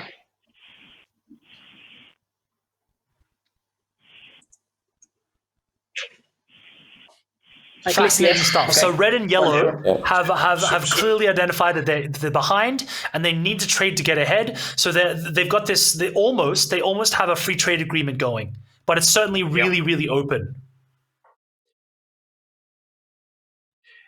So at some point here, I should mention that we have Legends of the Conquerors that is just now releasing for the first time in English. It's out please, yes. And Legends of Conquerors is the expansion for Cities and Knights, okay? And it's a really, really cool expansion to this expansion, whereby you are, in fact, fighting a war against the barbarians. And you actually have, a big focus, on the barbarian invasion, which is a much worse, it's not like a barbarian raid like you're dealing with here. You're actually dealing with a barbarian invasion. So it's a really, really cool scenario, and in fact, it's layered. So there are sort of mini scenarios within the scenario. That is to say, the scenario progresses, the story progresses, and check it out if you get a chance. Wow. It's really, really cool. Pete, that sounds a lot to me like the Game of Thrones Catan expansion. Did you have anything to do with that as well? Yeah, well, we developed that, a Game of Thrones Catan. And Game of Thrones Catan is not an expansion; it's a standalone variant of game. It's what we call a derivation. It's a standalone game unto itself, and it's a really cool mechanic. You're essentially building in the Gift, the area just south of the Wall in the story, which is a fertile area. You're supplying the food and the sustenance for the defense of the Wall. So you're actually building defenders of the Night's Watch, if you will, on the Wall, and then you have to protect yourself from incursion, from the far north, from beyond the Wall, and there. Different kinds of wildlings coming. And the cool thing about it is it's like a normal Catan game, but in the sense of a lot of the mechanics, but at the same time, you've got to man the wall collectively, a little bit like you're defending the island here against the barbarian raids. Yeah. Now, the difference is you actually have helpers, and you have the characters from key characters from a Game of Thrones, and those key characters, you'll have a helper, by your side on your team each turn. You can use those helpers' superpowers up to twice before you have to exchange a helper for a new helper. That is to say, a new character, and it actually gives you tremendous flexibility because these superpowers, these helper powers, solve all kinds of problems that you might face within the game, and depending on your choice of helper, you can solve problems like you've got a road in the wrong place or whatever, and so it's a really, really cool scenario, and I'm really keen to play that.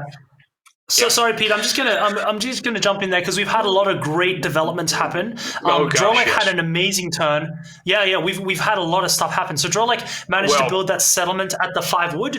Vamos Cosmos is what a turn. Yeah. Yeah. Gosh. So built the Metropolis. Yep, trade Metropolis on the yellow on the trade Metropolis. So he's got the special. Well, no one's probably going to wrestle him. No one's even close to being able to take 5 Metropolis. And the only Metropolis left to claim is the blue Metropolis, which all players will be gunning for now. But not only that, he also upgraded that really super strong. Not really super strong. The eight ore city in the top right hand corner, and now he's going to play that the Inventor, one of the strongest cards in the game, one of the strongest progress cards where you can trade. You can trade any two placements, and he's taken that 5 wood for himself, which is, man, what a turn! We've got a new leader, ladies and gentlemen, not just for the VPs, but also for a lot of the other metrics. This game is it's actually heating up to a close very soon. And it's interesting because he hasn't even played all of the things that he could play. He's still holding back in a few areas, notably that road building. And I think Vamos Cosmos, had one of the the exception maybe of Bob's earlier turn, maybe the best turn certainly the best turn we've seen. He's in a great position with 3. Yes.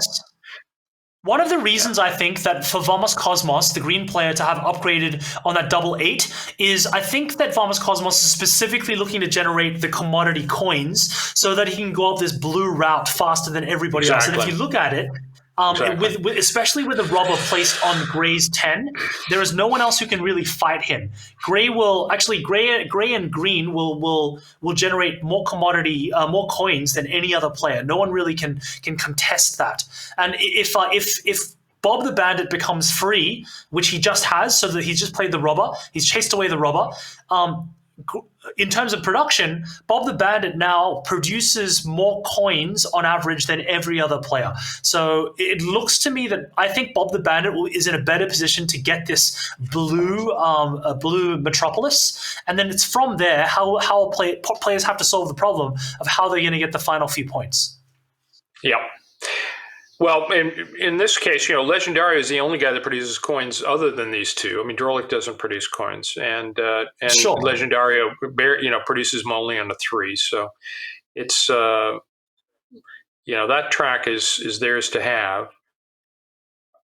Now Bob has 13 cards. So 13. Can we just keep? Can we just keep like? Can we marvel at the fact that Bob the Bandit really is a bandit? He's stealing resources from the rich. He's stealing from the poor. Somebody get the police in here. There's some petty theft here. There's some larceny. Yeah. Now he's down under his limit. Okay, 8. Okay, so lots of commodities going on. Yeah. Yeah. Vamos Cosmos got those 2 coins you were just talking about, Chris. And so did Bob the Bandit. Yeah, Bob picked up a coin. Yeah. There we go.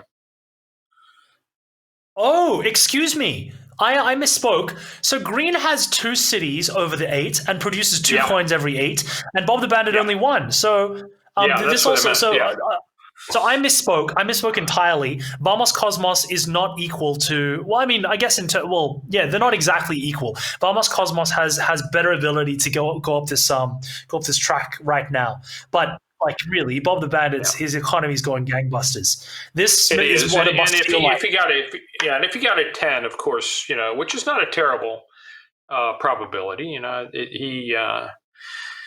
He would obviously be able to chase up that track as well pretty quickly.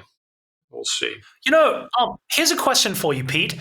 How after a certain point, I think we're going to get to a stage where Knights and being the defender of Catan is going to be a viable way to get these last couple of points. Do you think that there's any other way? Oh, and of course, speaking of other points, we've got the longest road as well. I think that Legendario knows that it's harder for him to win because he's so far behind the development tracks here. Or is that even? I think true? So now that you brought it up, one of the reasons why Vamos Cosmos may be holding that road building card back is because he can suddenly have longest road by playing it, in his mind. Not anymore. Not anymore with Legendario. Legendario has clearly got that. So I think Vamos Cosmos earlier thought that might be the case, and that might be the reason he held that back. Because frankly, he needs that next build, and he needs to cut Bob off from that next build. And that 10-12 position is very important.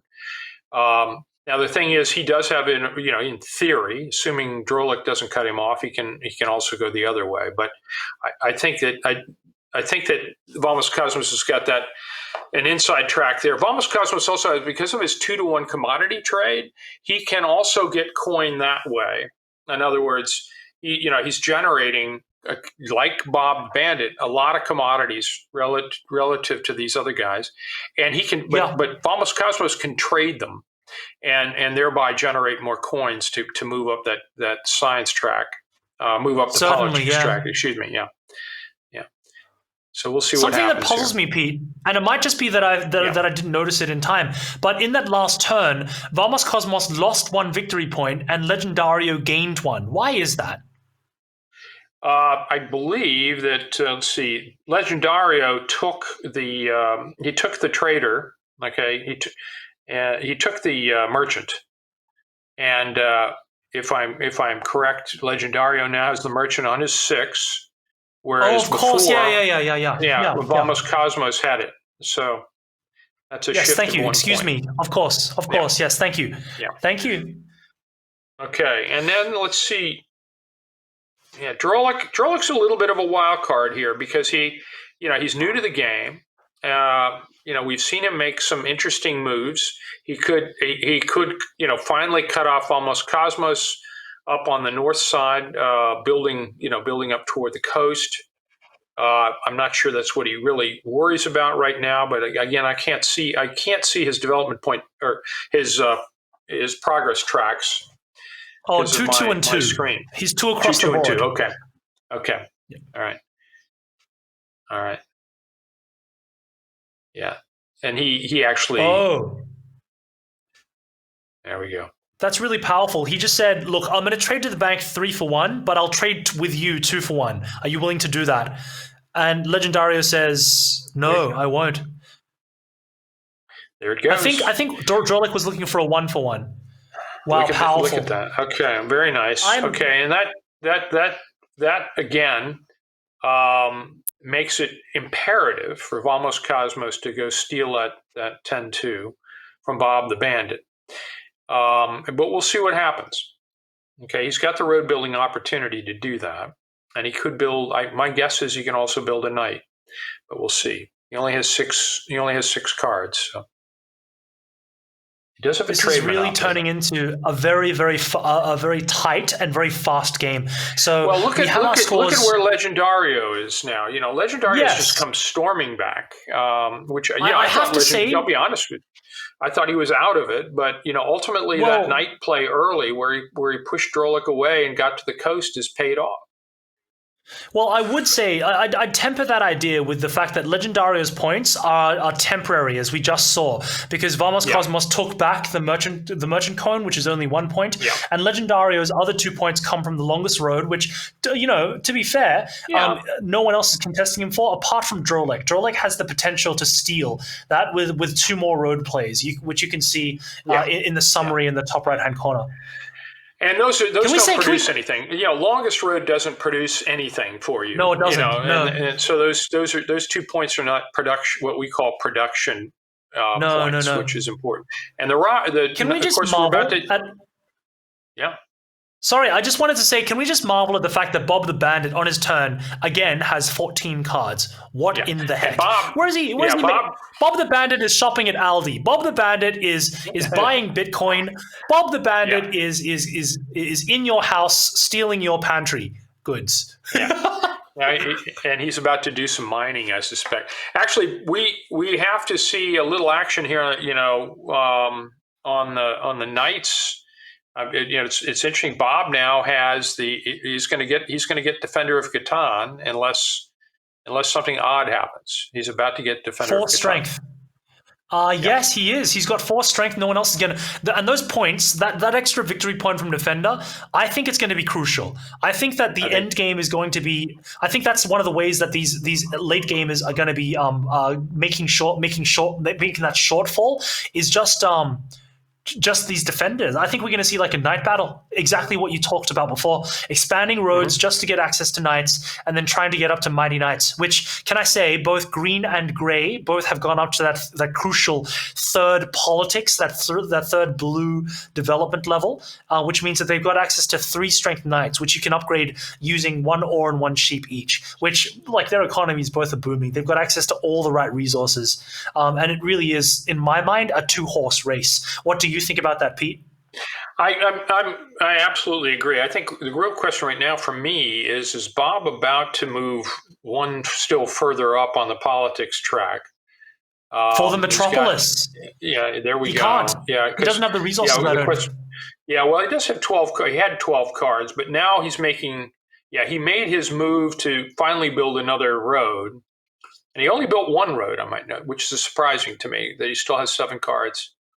He wasn't able to make a little bit more out of his cards this turn. I'm kind of surprised because he ended his turn. He physically couldn't do anything. He had 3 ore and 3 wheat in hand. He's already got all settlements, and no one else is going to be trading with him because he's in the lead, right? So he physically couldn't do anything else. The other resources are paper that he's got. They perceive him to be in the lead. He's not actually in terms of obviously in terms of actual victory points right now, he's not in the lead. Yes. But you and I both know that they properly perceive him as the biggest threat. Although Vamos Cosmos, who's still... I'd say he's actually stronger. Yeah, well, Vamos Cosmos can grow, and he could cut Bob off, like I said. Yep. And here we go. Legendario, who, we thought, was dead man walking, is about to. That's a really good play by Legendario. That's a really strong knight. It needs to stay there. Yeah. He's driving the robber over. Okay, stole something from Vamos Cosmos. Vamos Cosmos, unfortunately, it just doesn't have any cards right now. No. Okay. I think now. Okay, now he's reactivating. They're doing the trick that I just told you about. So everyone's activating knights right now to make sure that they're up to barbarian strength. It was really nice there. Drolik reminded Legendario to activate his knight, which was, he didn't need to do that, but there's very clearly a rapport, an amicable rapport that has developed between these two players, probably exacerbated by the fact that green and gray are so much further ahead than them. Of which I want to make one point. It looks like, I think that one crucial difference between green's position and gray's position is that Vamos Cosmos has access to that lumber port at the corner of that 8's ore, which I think has really combined well with his initial placement in order to really accelerate his flow of resources, which is what we've seen in this game. I still think it's anybody's race between those two, but I wonder if you were playing from red or yellow's position here, Pete, what would you be looking to do in order to reverse your fortunes? Well, I think Drolik's done a fair job, in terms of rebuilding his infrastructure. He's got, he doesn't have a lot of great probability right now in terms of, where his settlements are. Okay. A lot of them are producing on pretty low numbers, but he's well spread out. Obviously he needs to be building cities. It would be, unfortunately for him, he's not in a lot of places that generate commodities, right? Because the 9 and the 10, those grain spots are just generating grain. He needs to upgrade his city on that 5. He needs to upgrade his settlement on that 5 to start generating, a little bit of cloth. Similarly, the 9, the 9-11, gives him the opportunity. It's even more important, I would say, to be able to produce paper and cloth. Yeah, which would be good. But that's the thing. Drolik's growth is limited by his limited access to ore, which we both identified at the start of the game that ore was particularly porous. Which justifies Vamos Cosmos' initial placement to get that 8-4. He recognized that at the start as well. The key is if you're not fortunately people are trading with Drolik.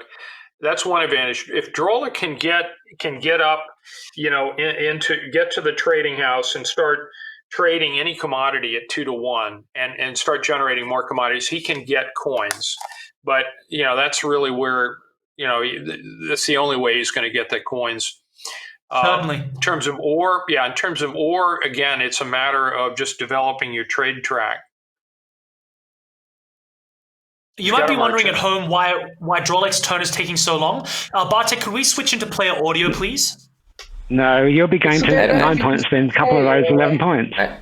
Yeah, I agree. I don't know what's going on. This is a close game. I'm just gonna. Okay, then just speak for yourself. Okay. I'm okay. I just play your move before your time runs out. I don't want to feel bad. There it goes. Yeah, he's playing the merchant. Who's gonna do it? He got it anyway. Really interestingly, I thought we caught a moment where Bob the Bandit was trying to block a trade with red between Legendario and Drolik, saying, "Oh, I can't. Don't trade that way because then you're already on 9 points. You might go to 10 points." And you heard another player there say, "This is quite a tight game." I agree with them. Look at the victory points. Very tight. This next 4 points, the next 5 points, they're going to go by in a blur. Everyone's economies are kind of built up now. Drolik is in the driver's seat right now to get the defender of CATAN, okay, because he has 5 knights on the board now. Yes. Yep. 5 active knights, and that's a bit of a rally. Let's be real. You know, he's done a absolutely. he's had a strong rally here. If we assume that Drolik can also compete for longest road, because no one else really can, let's assume that Drolik gets to 11. He's only 2 points away from victory. Drolik is not out of it. No, not at all. Not at all. Can we listen to Vamos Cosmos, please? I'm so sorry, Pete. Can we tune into what Vamos Cosmos is saying, please? Yeah, he's heard us. He's heard us. He heard you. I'm so bad at this, Pete. I just want to hear what the players are saying. Sorry, Pete, up you go. Yeah, Drolik actually, though, he can actually generate, he can build roads. No, the sixes have stopped rolling since I put something on the 6. We had like every 6 was rolling. Yeah. Okay, that worked out. Really want that, like, one little guy. Huh? Yeah. Is he finally going to play his road building? Or does he feel like he's happy to provide if you ask? He should. He should play that road building, and it should go north of his 8 to go towards that 10 port. Well, unless he still sees Bob as his principal rival, and Drolik, at this point is a danger as well. So going down to that 10-12, as painful as it may be, is where he's probably going to go. He's doing it. He's doing it. You're right, and I am wrong. Yeah, I think he's now got the settlement that he was holding back on all along. So there we go. Yes. All right. Yeah, and it's exactly as I said earlier. I think he was looking to hold back to be able to do it all in one turn. Yeah. Victory! Oh, excuse me. Of course, it's the barbarian. Yeah, it's a barbarian victory. Yeah, but Drolik Drolik picked up Defender of Catan, I think, on that. And so that popped him up still further. Yep, he's up to 10 points now. And so, and he's in the driver's seat in terms of the ability to place knights, he's still got another good spot there. Actually, so too, Vamos Cosmos has got 2 spots to place knights. So he's also in pretty good shape. And more importantly, he's still well up on the politics track. The Mighty Knights. Bob the Bandit is yes, yeah. Bob the Bandit has 2 coins required. So they need 4 coins to get up to that 4th track and that very crucial metropolis for blue. So he's 2 away. No one should be trading him coins at this point. Vamos Cosmos, I believe, has 1 coin in hand. I think that's what I saw from his previous play. So Bob the Bandit is slightly ahead, and unfairly, Bob the Bandit has. From just numbers, he's got more access to coins than Vamos Cosmos does, I believe. Well, and he has 14 cards. Let's be real. So he ought to be able, if nothing else, he should be able to trade commodities for coin if he has extra commodities. Yeah, and so excuse me, of course. So it's a question of what he wants in addition to that. No one should be trading with him at this point, I think. Yeah, but he can no longer build, except on the 4. Well, no, he can't even build on the 4. He can only build. He can't build that. Roads and knights. He can only build roads and knights at this point. He has no other settlement sites. So. Is he capped? Is he literally? He is capped. Is there literally no other way for Bob the Bandit to get points than the Metropolis?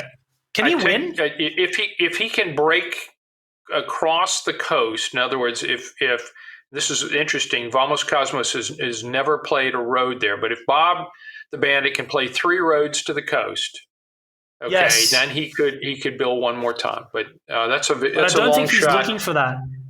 He's not doing that. He's going up to Metropolis for 4. He's going to Metropolis. Yeah, there we go. So that's 2 points, right? But where is he going to get the other 10? Or so the other 3? That's the question. Well, because he's not going to. I don't know that he's going to win the Knights battle. I mean, maybe by going to Mighty Knights, he can win, 1 or 2 Defender of Catan awards, but that's too late. He'll have lost the game by the time he wins 2 Defender of Catan victory points, and he probably won't even get those. So I think Bob's actually in rough shape here unless he breaks out with a road. The other thing that I can think of is there are 2 victory points in the progress cards, and I wonder if they've already been scored. There you go. But those should be out in front of you. I think you play them in front of you. Yeah, So, I wonder in this UI whether or not they have been played, because they instantly score them, right? So it's a question of whether the UI, of whether we can see that on the UI, because they should be. We've been going through the progress cards at a pretty quick rate.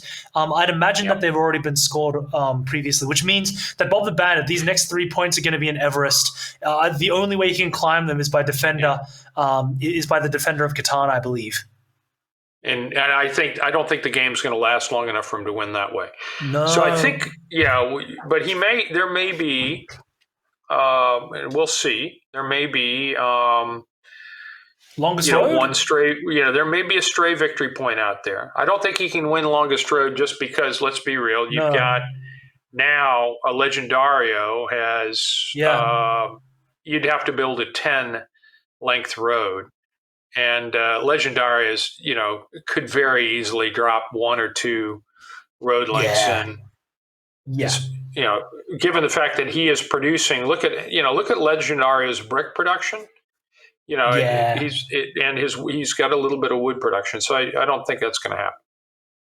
I actually generally hate Legendario's position, and I believe Legendario has one of the progress cards, the victory points from the progress cards. It was 2, 4, 6, 7, 8. I don't know where the other victory point is coming from. Because I agree. But I generally hate being in Legendario's position because of those his points are being propped up by the longest road, and he's so far behind everybody else in terms of production, and production on the right kinds of stuff. Like look at his commodity track, look at his city improvements. That's woeful for this stage of the game.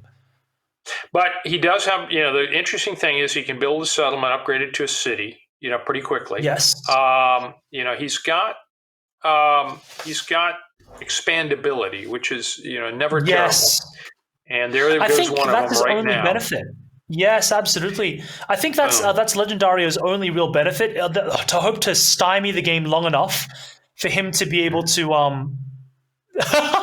I'm having a laugh there because you can't hear that, everybody. But as soon as Legendario played his Monopoly card, everybody's moaning and groaning, and I think they called him a dirty Martin or a dirty monkey. I think it's an in-joke, some kind of in-joke, because no one likes a Monopoly card played. I think, did Legendario do the thing where he trades away the resource that he's going to Monopoly for? Did you notice, Pete? Yeah, I think in that case you would have heard even stronger language. I mean, that's a great way to win friends and influence people. Of course, Legendary's playing, he's playing a little bit of a stealth game here. He's coming from, a very weak position. Nobody's looking at him as a concern at this point. Yep. But Legendario can grow when everyone else has, as we discussed with Bob the Bandit. Legendario can still improve and improve quickly because of those ports that he has access to. He has the time now to be able to do that, so long as neither Green or Drolek win. Vamos or Drolek. But really, and look at go ahead. And you look at by building on a 6-3 and now a 3-1 port, that's not a bad thing. I mean, he's got he's going to produce resources. The main problem is he's just very, very weak on all levels in terms of obviously he's sort of written off the knight strategy altogether. He's just playing minimal knights to survive, so he doesn't so he doesn't get into a situation where the barbarians win and he's caught off guard. Okay, let's listen to Bob. Bob the Bandit. Yes, please. Let's listen to Bob. Okay. That's not the best. That's definitely not the best late game progress card. I'll say that. 16 cards. He's got 16 cards. I mean, this card is crap in general. For whatever part of the game. Okay. I think he's going to start building. I have to think he was going to build some roads at this point. But actually just thinking exactly that. Pete, do you think that Bob the Bandit can snipe the Metropolis, the yellow Metropolis from Bahamas Cosmo? Do you think? Okay. I'm going to be rude, computer. I'll be back in a second. Yeah, no problem. Okay, and here we go. Oh no. Uh-oh. He's going after He's going for it. Bob's going for his third Metropolis. He's going to build a knight. Okay. And now Bob's got 5 strength knights. Okay, Legendario. Let's see where we go. Jesus. Boom, that 5. Not so bad for Bob. Not so bad for everybody. Except Legendario. Not the number he wanted. I just got...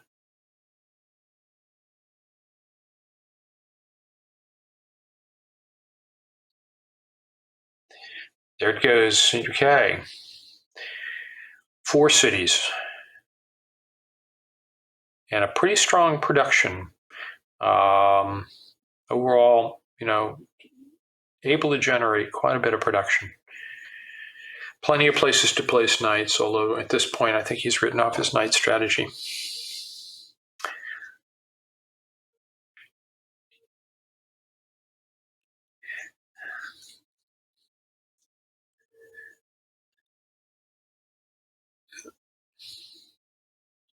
Okay. Okay, here we go.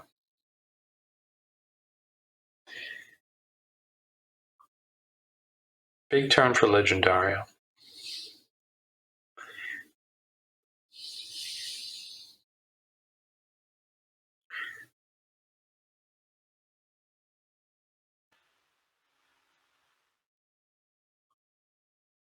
All right, I'm back. It's not the time. Not the time. So to give you an idea, Legendario has improved that settlement he just built to a city.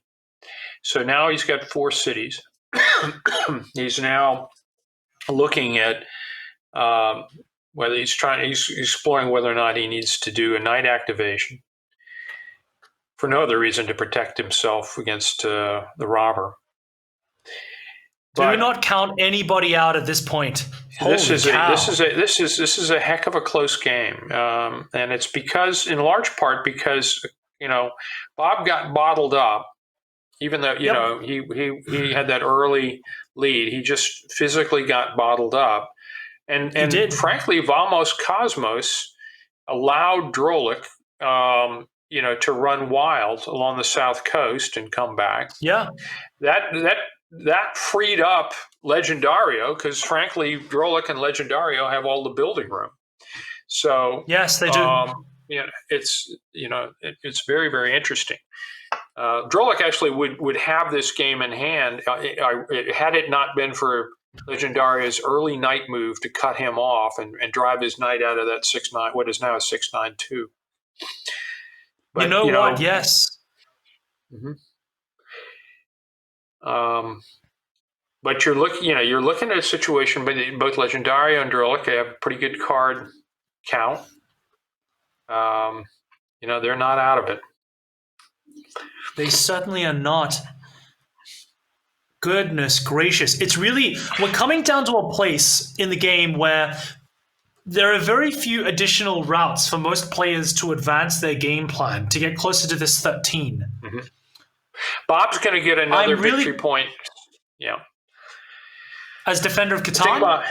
I think he is, simply because it looks like probability-wise that those guys are going to land. Well, let's take a look. Drolik, I take that back. If Drolik can activate, he's got a lot of cards. If he activates his knights, sets up nicely, and builds another knight in particular, because Bob can't build any more knights. He can upgrade one more. He can upgrade a knight and get to 6. But Drolik's got the inside track on getting Defender of Catan. Oh, there we go. Oh gosh, yeah. All right. You know what? So bad. You know what? If Bob, I foresee Bob's win condition as he gets the 1 point from Defender of Catan, right? And then he gets the 2 points from stealing the green's metropolis. Sorry, the yellow metropolis, getting all 3 metropolis. Yeah, that brings you to 13. He could also steal the merchant. Anybody can grab that merchant if they happen to have the right card. Actually, that may not be the case anymore. The game is so tight. I think actually the merchant may no longer be stealable because all those cards may have been played. I take that back. But look at Drolik. Drolik's going to pound these knights open. He's going to get 5. He should be able to get to 6. He should be able to get to 6 knights without any problem. Can he? Yes, he can. Yep. That's a 6 knight. But can he activate it? He can't activate it. Yeah. He can't activate that knight. Yeah. Okay. Interesting. So no one's going to get the Defender of Catan point from this. So it's going to be. Bob the Bandit is. Yes, off you go. Yeah, I think Drolik's got it. I think it may come back around to Drolik. I think he's got time. It depends on what we roll. There could be the barbarians could progress pretty quickly, but my guess is if I had to put money on it, Drolik's going to get that Defender of Catan when they finally land. We'll see. Yes. Legendario. I think so. So Bob the Bandit is, in all likelihood, going to be able to steal that Metropolis, the yellow trade Metropolis from Vamos Cosmos, if he's not careful. And I know Green is going to be very aware of that, which is why it puzzles me that he stole from Drolek. I think he needed a particular resource at that time. That's what I can come up with. He may look at a specific resource. I think also, though, Vamos Cosmos may actually look at Drolik for what he is, and that is his most dangerous adversary right now. Yes. He does have 12. He does have 12 cards. He may actually feel that he can make a move even back on Bob. You never know as far as these Metropoli go. But I guess you say Metropolises rather than Metropoli. There's an old film by that name, Metropolis, isn't there? I remember it in an old film studies class. And it's a good one. It was like really old steampunk, and I watched it with some Somnambulist and something. It was really old, right? Yeah. 1950s? It's circa 19... No, Metropolis is circa the 20s. Thank you. Metropolis, yeah. And at the time, they foresaw that we would all be flying around in propeller-driven planes, because, of course, they didn't have jets. But we were all supposed to be flying around, commuting in planes from our really cool skyscraper-like hangars, We'd have like our little... You mean you don't do that?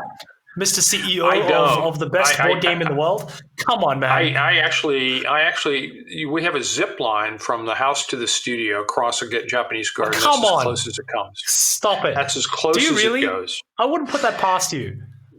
Well, actually, we have a lit zip line right now. We haven't actually used it as a zip line. We're actually using it as lighting, but I do like zip lining. And as you know, we Catan guys... We like adventure. Okay, look at this. 11, 11, 11. 3 11s and a 10. This is tight.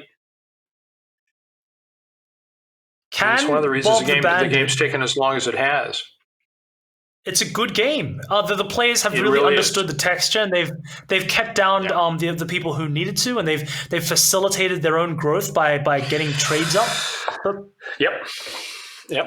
Can Bob the Bandit upgrade to steal the Metropolis this turn? Well, there we go. Let's see what...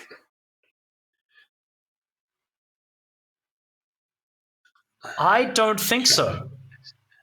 Yeah, because it requires it requires a lot of cloth. But he does have a spy, and he's about to steal Drolik's knight, I think, and that's going to give him the probably inventor at this point. Well, I think he's going to take a knight. He's going to take a knight and get a victory point out of Defender of Catan.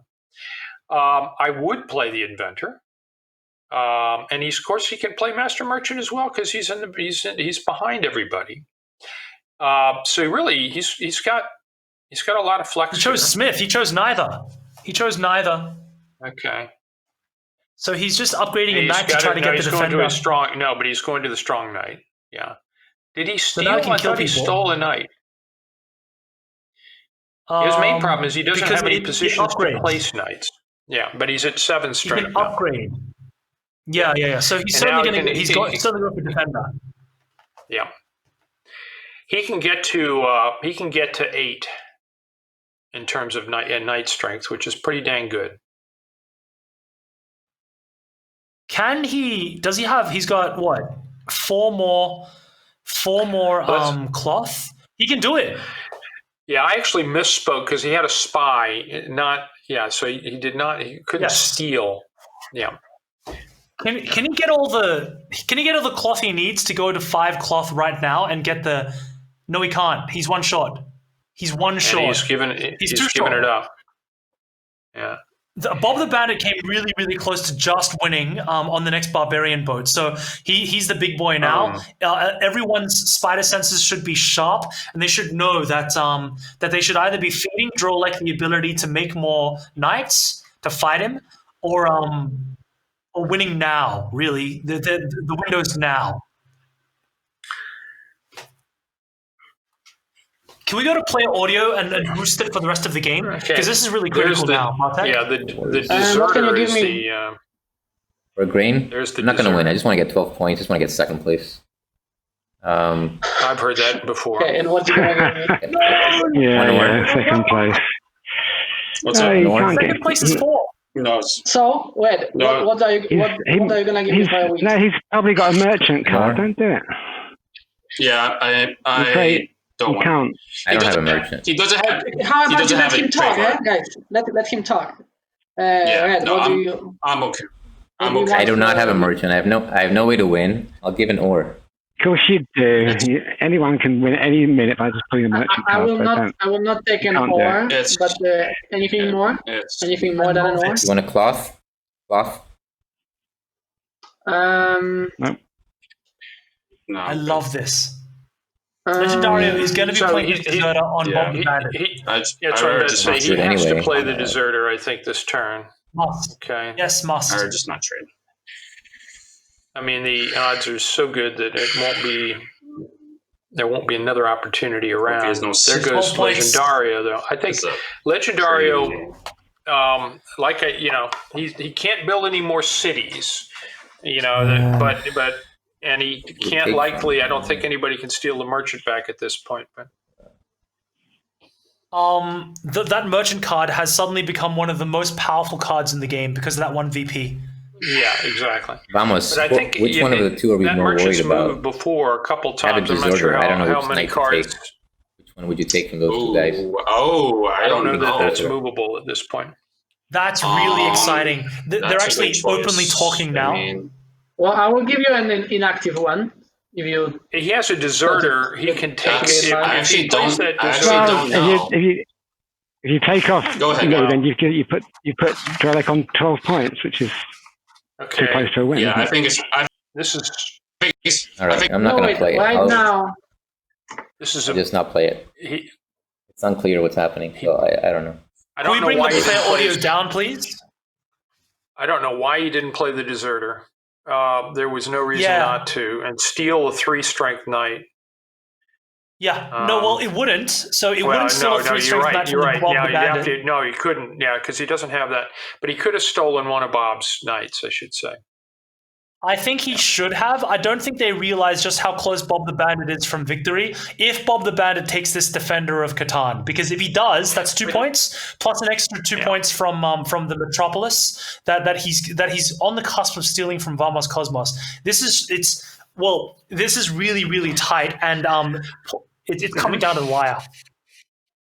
Yeah, because let's be real. When you have 12 points, like Legendario has, even though at this point, his situation, he'd have to build a road and 2 roads and a settlement to expand to 13. Yeah. But, or one city upgrade. Well, no, he's out of cities. He doesn't have any more cities. Oh, he is. Oh, yeah. That's actually really important. Physically has no more cities to build. So thank you. I didn't know that at all. Thank you, Pete. Yeah. Good one. Yeah. So he's actually, but I am mystified the why he didn't nick a knight just to keep Bob from grabbing. Well, The decision on the board and the decision at the table, it was really interesting. Legendario Red asked Green, hey, who should I steal a knight from? I've got this. Vamos Cosmos instantly said, oh, that's interesting. And Legendario made the decision, and Vamos did as well, that they're not sure, because obviously Drolek having an extra point potentially on his turn might end the game earlier. So the fact that Bob the Bandit being later in the turn order means that it's more likely that he's not going to win immediately. So I think that their decision point was, who would they rather have the extra point? And I think that they would rather have the potential to steal it from Bob the Bandit with further development, because it allows him more of a chance to win. Drolik is in a situation where he can build, he's got so many city upgrade opportunities, etc. Drolik actually, in many respects, you would, given what he's doing now, it doesn't look like it. No, certainly not. Yeah. I don't think Drolik can get to 13. I think he can get to 12, though. I think Bob the Bandit is the closest to winning. Hang on for a second. Can he steal Longest Road? What he's trying to do, he cannot steal Longest Road. Sorry to interrupt, Pete. But could we go to player audio and boost it, please? Because it is really interesting. What's the play here? Secure. Just secure. Want to get to 5 cloth? Yeah, the 5 cloth. Yeah. I mean, is that really gonna be possible? So Legendario has 1 cloth because I saw it on his hand when I was getting cards from him. I have 1 0 cloth. No, I have 1. The Rogue, do you have a cloth or no? No, I don't. He doesn't. I have 1.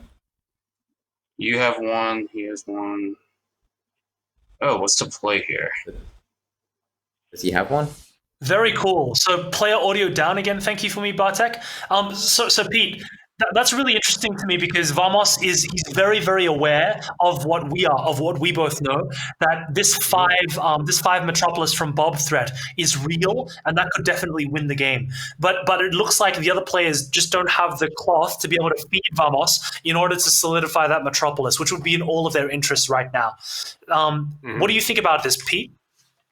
Well, I mean, the ideal scenario, of course, for Vamos, and he doesn't have the card, would be, of course, to force the commodity trades and take those cloths. Yes, I think he just doesn't. Not enough. Yeah, the problem right now is he just doesn't have enough cards to be able to do any sort of trade to protect his position here. I agree. Something that I'd like to draw attention. Here comes the Alchemist. Let's see what he's doing with this 9. Okay. He's going to try to get cloth from this, I think. And he will. Yeah. And what a good player. Yeah, there we go. Wow, a dagger to Bob the Bandit's heart. Okay, there it goes. Nice follow. Yes, really strong. Nice follow. Well thought out, Vamos.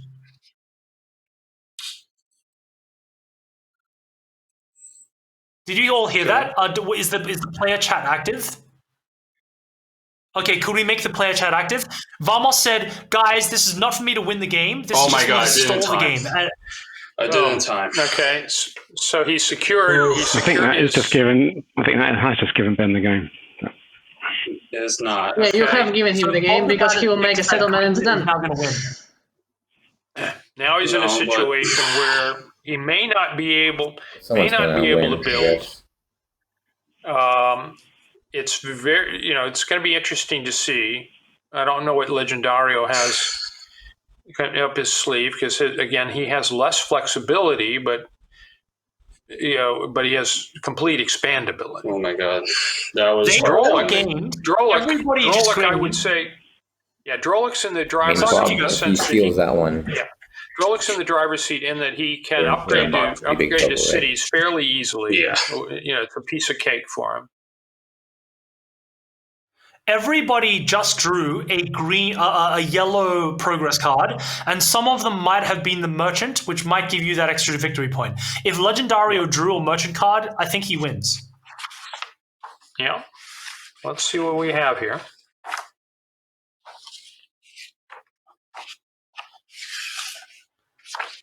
This is so tight. Yeah, and the thing is, there are 6 merchant cards. Yeah, there it goes. Bob finally built to the coast. There he goes. He's now got a chance. He can build more knights, and he can build a settlement. And he slammed. Well, honestly, Vamos Cosmos could build, in theory, on the desert, just along the coast. He doesn't have to build on anything that's going to produce to win the game. But I think Drolik, let's see what happens here. Drolik should at least buy 1 knight to tie. He should at least buy 1, and I think you can only buy 1. Could I check that with you, Pete? Can you only buy 1 knight a turn? No, you can buy. I believe you can buy as many knights as you want. You can build as many knights as you want. So Drolik will at least buy and upgrade a knight, or at least upgrade 2 and then buy a knight. Yeah, but he's run out of space. Has he run out of space? Yeah, no, he hasn't. He hasn't. No. Drolik has building. Yeah, he has another building spot on the 12 there for a knight. And he can drop additional roads, to do the same. Now he can also build up to the coast if he, but he's right now he's not building settlements. He needs to upgrade to cities, and the problem is he has no ore production. Yes, but there it goes. Legendario finally is making his move on the deserter. And Bob the Bandit is going to lose that. Okay, so that means that Drolik. Yeah. Drolik will certainly be looking to upgrade a knight to get the defender bonus. Yeah, yeah, and he had to steal the weaker knight. Legendario had to steal the weaker knight because he doesn't have, unfortunately, his politics track up so that he could steal the mighty knights. Yes. Okay. No, he couldn't have stolen a Mighty Knight anyway, because Bob the Bandit, you choose a player, and that player will choose one of their knights to give away. So they will never get. That's true. You're right. You're exactly right. I misspoke there. Yeah. No, that's okay. So really interesting now. Yeah. Drolik is really incentivized to upgrade a knight. Will he try to create another knight to get that defender bonus? And will it matter? I think every point matters at this point. I agree with you. It's really, at this point, interesting in that Drolik's sitting on 11 cards. And I think Legendario realizes he has to win. He has to win this turn. He thinks, or he can't win. I think that's what he's thinking. But no, I don't think he ever had the cards in hand to win. But let's see what we got here. But I think. I mean, I'd be surprised if we go one more. No, I don't think he's got a choice. But I think I'd be surprised if we have 2 more full turns here by everybody. I think that it's gonna finish in a turn order. Well, Bob has done a pretty good job of keeping almost Cosmos down on the knight side. I mean, I think really it's Drolik's going to have to build some knights here to make the move, and I think it's interesting. The ebb and flow of this game has been amazing. He's got 12 cards. It really is a finals worthy of a finals. It's gameplay worthy of one of the. Yeah, and the question is, can you move that? Can you move that merchant back? Does Drolik have? He's got a merchant. He can. Okay. He can. Yeah. I think he can. Yep. Yeah, I think he can steal a merchant. I'll bring him up to 11. What are the other 2 points? One would be if he can get his knights up. I think he may be in a position, based on the die rolls, probability are that the barbarians are going to land and he'll grab Defender of Catan. So he needs 1 more card, 1 more point somewhere in there. And that would be a city upgrade would do that. And there it goes. There goes the city. There we go. Okay. There we go. All right. So now if he plays the merchant and he can upgrade if he gets his knights up. And then there's a die roll. If he's got a 50-50 chance of winning the game on Vamos Cosmos' die roll. Yes. If he can do. Wow. If he's going to do it, is he going to do it? I think he can. He has to 4 for 1. He's got a 4 for 1 here for the reason. No, not coin. What are you doing? Right. He should have a. Why? There goes the merchant. There goes the merchant. Okay, he's up to 12. All right. Now the question is, can he build? He's building knights. Nope, he's not. What is he doing here? Yeah, no, he's going up to 3 for white. Didn't? Yeah. No. Excuse me, so I can't see his. I can't see his track. So he went up to. He is building knights. He had the he is building knights. He did it the smarter way than me. So he had the card and he's had done. He's done. Yeah, he's done what I said. He's done what I said he would do to get to the position where now he's got a 50-50 chance of winning. That's the game. it. Amazing. That's the game. Well, it's got to get. It's got to get to his. That's the game. It's got to get to his turn. Oh. It has to win on his turn. Amazing. But the players are obviously the players are saying the same thing that I am. They're going, "What? Yeah, I have to wait till my turn." Yes, you do. It really is. So the players now have this opportunity to either steal the merchant cone from Drolek, and that's or get more than 13 points themselves. So they have to get to 13 points or more. So there it goes. Yeah, the players are now asking each other, does anyone have a merchant? Bob has the merchant. Bob has the merchant. The game is going to continue. Wow. Drolek may still win this game because all he has to do, honestly, is play another merchant, or alternatively, he upgrades one of his settlements to a city. He can still win this game, unless Legendario. Could we get to play audio? Could we get to play audio, no, please? No, that's insane. No, I don't win. You don't win, but I mean, okay. I'm not saying anything anymore. Just embarrassing myself. This game is intense. Oh yeah, sorry, Pete's cut you off. The most entertaining. That's good. Oh, man. Ridiculous. I felt like you guys would have won ages ago. Yeah. It's very difficult. Do you know why this is happening? Can we take the player audio down, please? Bob. All right. Bob's got it. Okay. Can he upgrade his city? I mean, his settlement right away.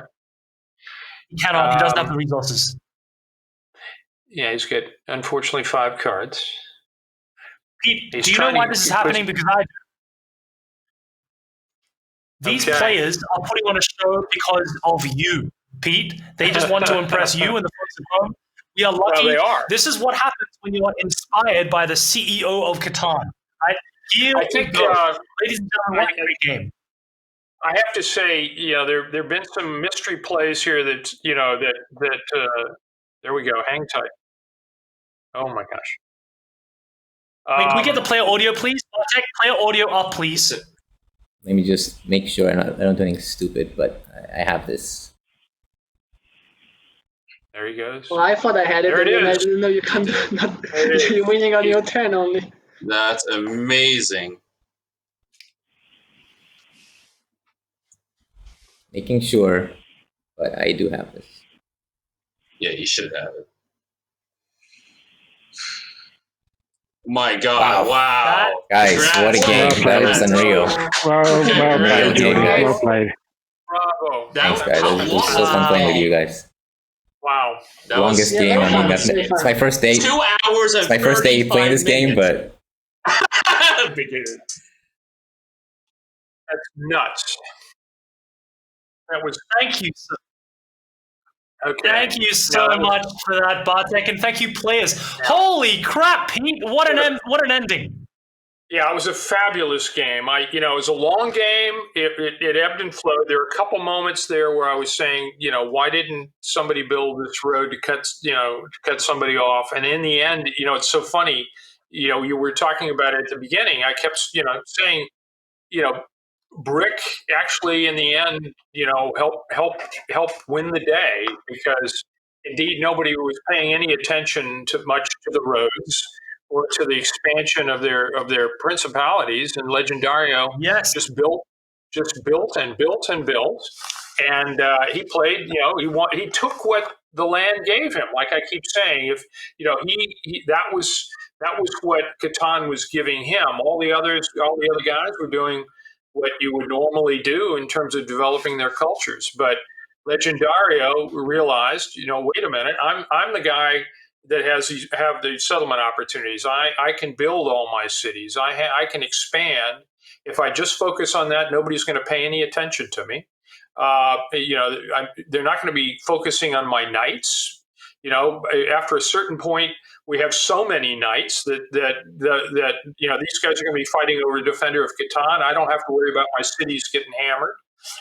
We're always going to defend Catan, and so he just played under the radar, and won a great game. That was a really, really good game. I mean,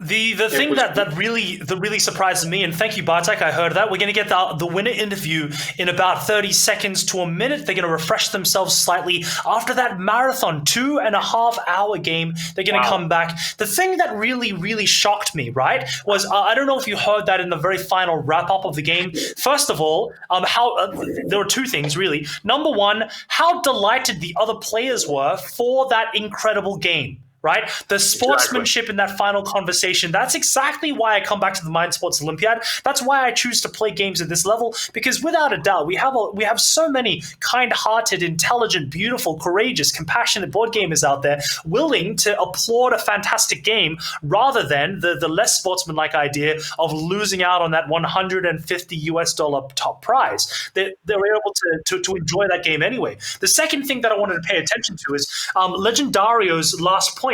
He was the one, not Drolek, who had learnt the game in a day. You too, if you choose to enjoy the game, if you choose to think through it, if you have this desire to be an excellent gamer, there's nothing stopping you from coming back next year or even during this calendar and stealing prize money away from some of our top tier gamers. Pit yourself against the best in the world. Now, I'm just being told that Legendario is coming back into. Okay, I was going to say, for us, Legendario? Sorry, Pete. Yes. That's okay, no problem. I was going to say, we had a little over 10 years ago, we had a world champion who was very new to the game, a young Italian guy who was only about 18 years old, and he had played in only one tournament before he won the Italian championship, went on to the Worlds, and then won the World Championship against some really good competition. So, yeah, incredible. Oh, thank you so much, ladies and gentlemen. May I? So I'm being told that Legendario has joined us. First of all, Legendario, from both Pete and myself and the rest of the MSO audience, can we say congratulations on winning what was a thrilling final? What a match! Yeah. What are your first impressions so far? I mean, as I mentioned at the very start, this is my first day playing Cities and Knights. I've played Catan for many years, but I've never played the expansion before. And 2.5 hour game, neck to neck, all four guys really kind of, it was unreal. Fantastic. At the end of the day, was it fun, right? It was incredibly fun. Yeah, we had fun watching it. And I was saying, it was interesting because you were able to use a strategy you don't often see win in a Cities and Knights game, one of just pure expansion and being able to use, your brick to great effect, where everybody is not paying much attention, and taking, using longest road and just, sort of the basics and beating the guys who are trying to play a, more nuanced, more sophisticated kind of cultural development strategy. So really good job. Yeah, I mean, I definitely prefer to do the development strategy. It was a bit tough. I think you guys saw that 6 was rolling every second roll. It felt like hours. It was just 6, 6, 6. So I had 0 resources. it was my only play. I would love to just kind of go for the Metropolis. It's much more sexy when you have the little thing on top. It's beautiful. Yeah. Everybody else had really cool looking cities. You guys had humble villages, but you had a lot of them, and that sometimes quantity beats quality, as in this particular case. I always say you take what the island will give you, what Catan gives you. Right. You did that brilliantly. Yeah, I think having the left side for myself, I was able to very comfortably have like longest road, keep expanding it, finding like little settlements, and I thought the position was totally hopeless at the beginning. I don't know what you guys thought. You did a good job. Oh, we thought You did a great job with the knight, we though. thought- That knight, that early move where you're able to take that road and run it to the sea against Drolek.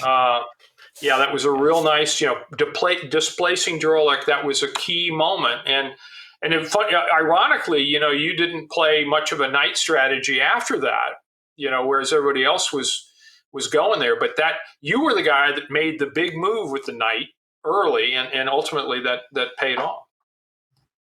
Yeah, exactly. I had to do that. I told him in the chat as well. I wanted to tell him straight up, look, I have no other avenue. You're forcing me to attack you, so just stay out of my way because I need this. And so he did. I definitely wish that I was a bit stronger at that point. I had nothing else to do. Actually, the point where I moved the knight on, I would have wanted to place a settlement there because it was a much nicer spot. But it would take too long for me to move the knight out, put one in. I just didn't have the tempo. I didn't have the resources to be. So I had to just settle for the 6-2 spot. But again, somehow eventually it's what the game. It's what the island gave you, as we like to say. You just sometimes you have to make those compromises, and I think Chris, like you say, right? He flew under the radar, right? You weren't in the lead for so long, and as a result, I think he did surprise everybody. I think there are two things. Sorry, off you go, Dario. Please, Dario, off you go. No, I was totally last place, and then somehow I got the lead at 10-9-9-9, but they weren't taking it seriously. They were like, "Oh, this guy has 10, but it's gonna go away. Like it doesn't matter." They weren't like acknowledging that the road I could solidify. So I have like 10 real points. I think I got a bit lucky. None of them. No, go ahead. Yeah, you had good production though. You had built, a pretty high volume of settlements, and actually your production probabilities were pretty good. So I think they just didn't respect what you had going there because it just looked like, well, it's a bunch of settlements, longest road, not much in the way of progress cards. How dangerous can he be? Exactly. Yeah, that was definitely my strategy going in. I wanted to appear quite inexperienced, which I am, but I wanted to make it clear, you don't have to worry about me. Well, I found it really interesting too. I thought it really interesting. Two different points. One, the fact that you went into that game with so much resilience, which time and time again is a determining characteristic of a lot of the Catan champions that I've had a chance to be able to meet. This idea that even though I'm not in the lead right now, I don't have the best resources, I'm still going to look for a way to win, right? And I'm still going to make trades, and I'm going to try to open up that conversation. Something that really impressed me also was how you expressed that resilience through your social game, the way that you spoke, particularly to Drolek, the open banter and the open conversation that you had with the other players as well, and how open they were to trading with you at critical junctures. I'm not sure if you realize this, but the players in the field today represent some of the best players in the world at Catan Cities and Nights. Are you aware of that? Do you know that? I've definitely played against some very good ones. In some of the games, I could tell like some people were very good. I think I've picked up the game reasonably fast, given I didn't know the rules this morning. I like it a lot. I guess since I'm more familiar with Catan, it's kind of like why I played a more of a settlement strategy at the end. I guess it's kind of more familiar. Sometimes simple is best, particularly when, when everyone else is playing one type of strategy and you're playing another one, that's often the key to victory. That's often the road, to freedom, so to speak. And exactly. I mean, I don't know what you think, but the extra commodities, they have two uses. One is getting the cards, and the other one is getting the metropolises. And since I was way behind, I knew that there was no way I would ever get a metropolis. So I totally ignored that part of the game. Obviously, sometimes I want to get cards. So I'm trying to do what I can. I just have like a little... Yeah, but the funny thing is the merchant, here's a classic case example. The merchant's moving all around, banging around. And of course, you're not the recipient of that merchant. But everyone's thinking, well, how illusory are these 2 points for the longest road? In fact, your 2 points were very solid, whereas these guys were spending an inordinate amount of energy trying to grab that 1 point that kept going away. So, in a weird way, they again, by playing that, all of them playing the same sophisticated strategy, sort of fell into the trap there. You just played that simple, basic Catan game and ran it right down their throats in the end. Good job, Dario. I love that. Ram it down their throats. You heard it here first. You want to beat up people here, Dario. I've just got one question. I've got one final question for you before we wrap up. First of all, fantastic gameplay. But one final question for you. So one of the main part of the Mind Sports Olympiad is that it is known as a competition to find the world's strongest board gamer for that year, and for that we have something called the Pentamind World Championship, which is where we track individual players and we see how they do across the breadth of the tournament. So we have we have tournaments running all the way up until the end of August, something like 90 tournaments in that. They're all free to enter. My question to you is, Dario, having secured such a win in a particularly strong field, in a strong event, are you interested at all in trying to fight it out with the rest of the people out there for the title of World's Strongest Board Gamer? All I want to say is you'll be seeing more of me later this month. Okay. I have a quick question for you, Dario, because we didn't have a chance to chat. I'm actually speaking from Catan Studio itself, and of course offering you congratulations from ground zero here. Where are you right now? Where might you be in the world? So this is the degree of my passion. I am in Singapore. I've been playing through the night. It's 9 a.m. Okay. Wow. My baby woke up a couple hours ago. You might have heard a baby screaming on the chat. Okay. So I'm very passionate about games. I love strategy games. Wow. Well, bravo, because you made it fun for us as well, and I think that's the whole point of the Mind Sports Olympiad. It's a shared experience for those of us who are enjoying the game vicariously. And you guys are real entertaining tonight, or today, or this morning, depending on where you are in the world. Right? I'm actually entirely on the other side of the world. I'm in Virginia, and wow. Having been to Singapore, that's literally on the other side of the world. It's for us, it's about typically 13 or 14 hours difference. So. Very cool. I mean, when you're passionate, you don't care about time. No, it flies by. Wisely said. Beautifully said. No, that's actually beautiful. I thought, if you don't mind, Dario, I thought I might wrap up with just one final question for you. If you have any advice for young aspiring gamers out there who might want to grow from gaming, what piece of advice would you give them?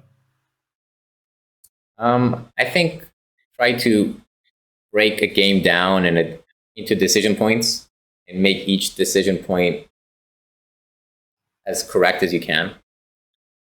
Try to make each decision point unique and not make a mistake for each part of the journey, and it all adds up to like a beautiful game at the end. Mm-hmm.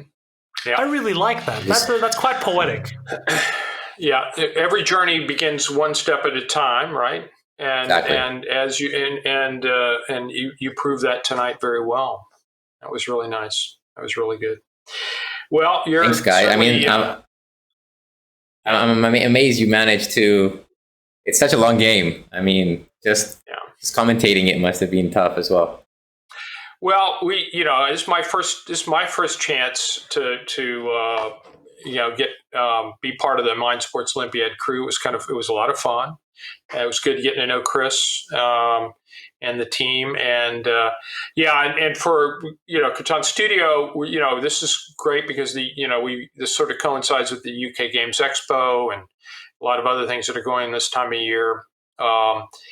I was saying it happened to coincide with we're about to release an expansion for Cities and Nights called Legends of the Conquerors, which is this kind of fit into the general vibe. But for the 25th anniversary celebration, you get to be the Mind Sports Olympiad champion, and it's saying something on this very special year. So we'll no doubt send you something special in the way of a little extra bonus. It'll come your way, I think, through the MSO guys. So, Much appreciated. Just bravo. Yeah. Where do you? So one last thing. I'm gonna guess. I was born in Tachikawa, Japan, so I'm gonna guess you were not born in Singapore. Am I correct? I was born in Boston. Yes. Okay. All right. It's a small world. Okay. Well, wonderful. Fantastic. Thanks, guys. I'm really looking forward to seeing the replay and seeing all the critique of all the different moments that were happening. It was such an interesting game. I spent the entire 2 hours just talking about how you're a bad player and an even worse person. So, So that's what you have to look forward to. Chris was talking, from the beginning was talking smack about brick and how it was useless and all this stuff, and I kept trying to rein him in a little bit, saying, hey, be careful there. If the game tells you that these roads are coming and they hand you these roads, take those roads. Don't ignore the brick. There you go. I'm happy to be proven wrong. And on that note, Dario and Pete, I would love to say congratulations once more and to give you some time to go back to your beleaguered baby, your crying baby. Yes. Dario, thank you for being part of an extraordinary final. Incredible. From all of us here at the Mind Sports Olympiad and from myself and from Pete, congratulations again, and we look forward to seeing you compete in more of our games, not just this year but next year and in the future as well. Stay well, play well. Thanks both of you. Okay. Thank you. Take care. Bye, mate. All right, what a fantastic game, Pete. It has been such a pleasure having you in the booth. And if the audience out there had even 10% of the fun that I did, we'll have heart attacks all around the world from joy, bursting hearts full of joy. Pete Fenlon, thank you so much for joining us here at the Mind Sports Olympiad. Thanks for letting me be part of the team tonight, guys. I really appreciated it. And great show you guys do, and looking forward to sharing airspace sometime down the road, and even better, maybe seeing each other when we can. So, in any case, be well and play well.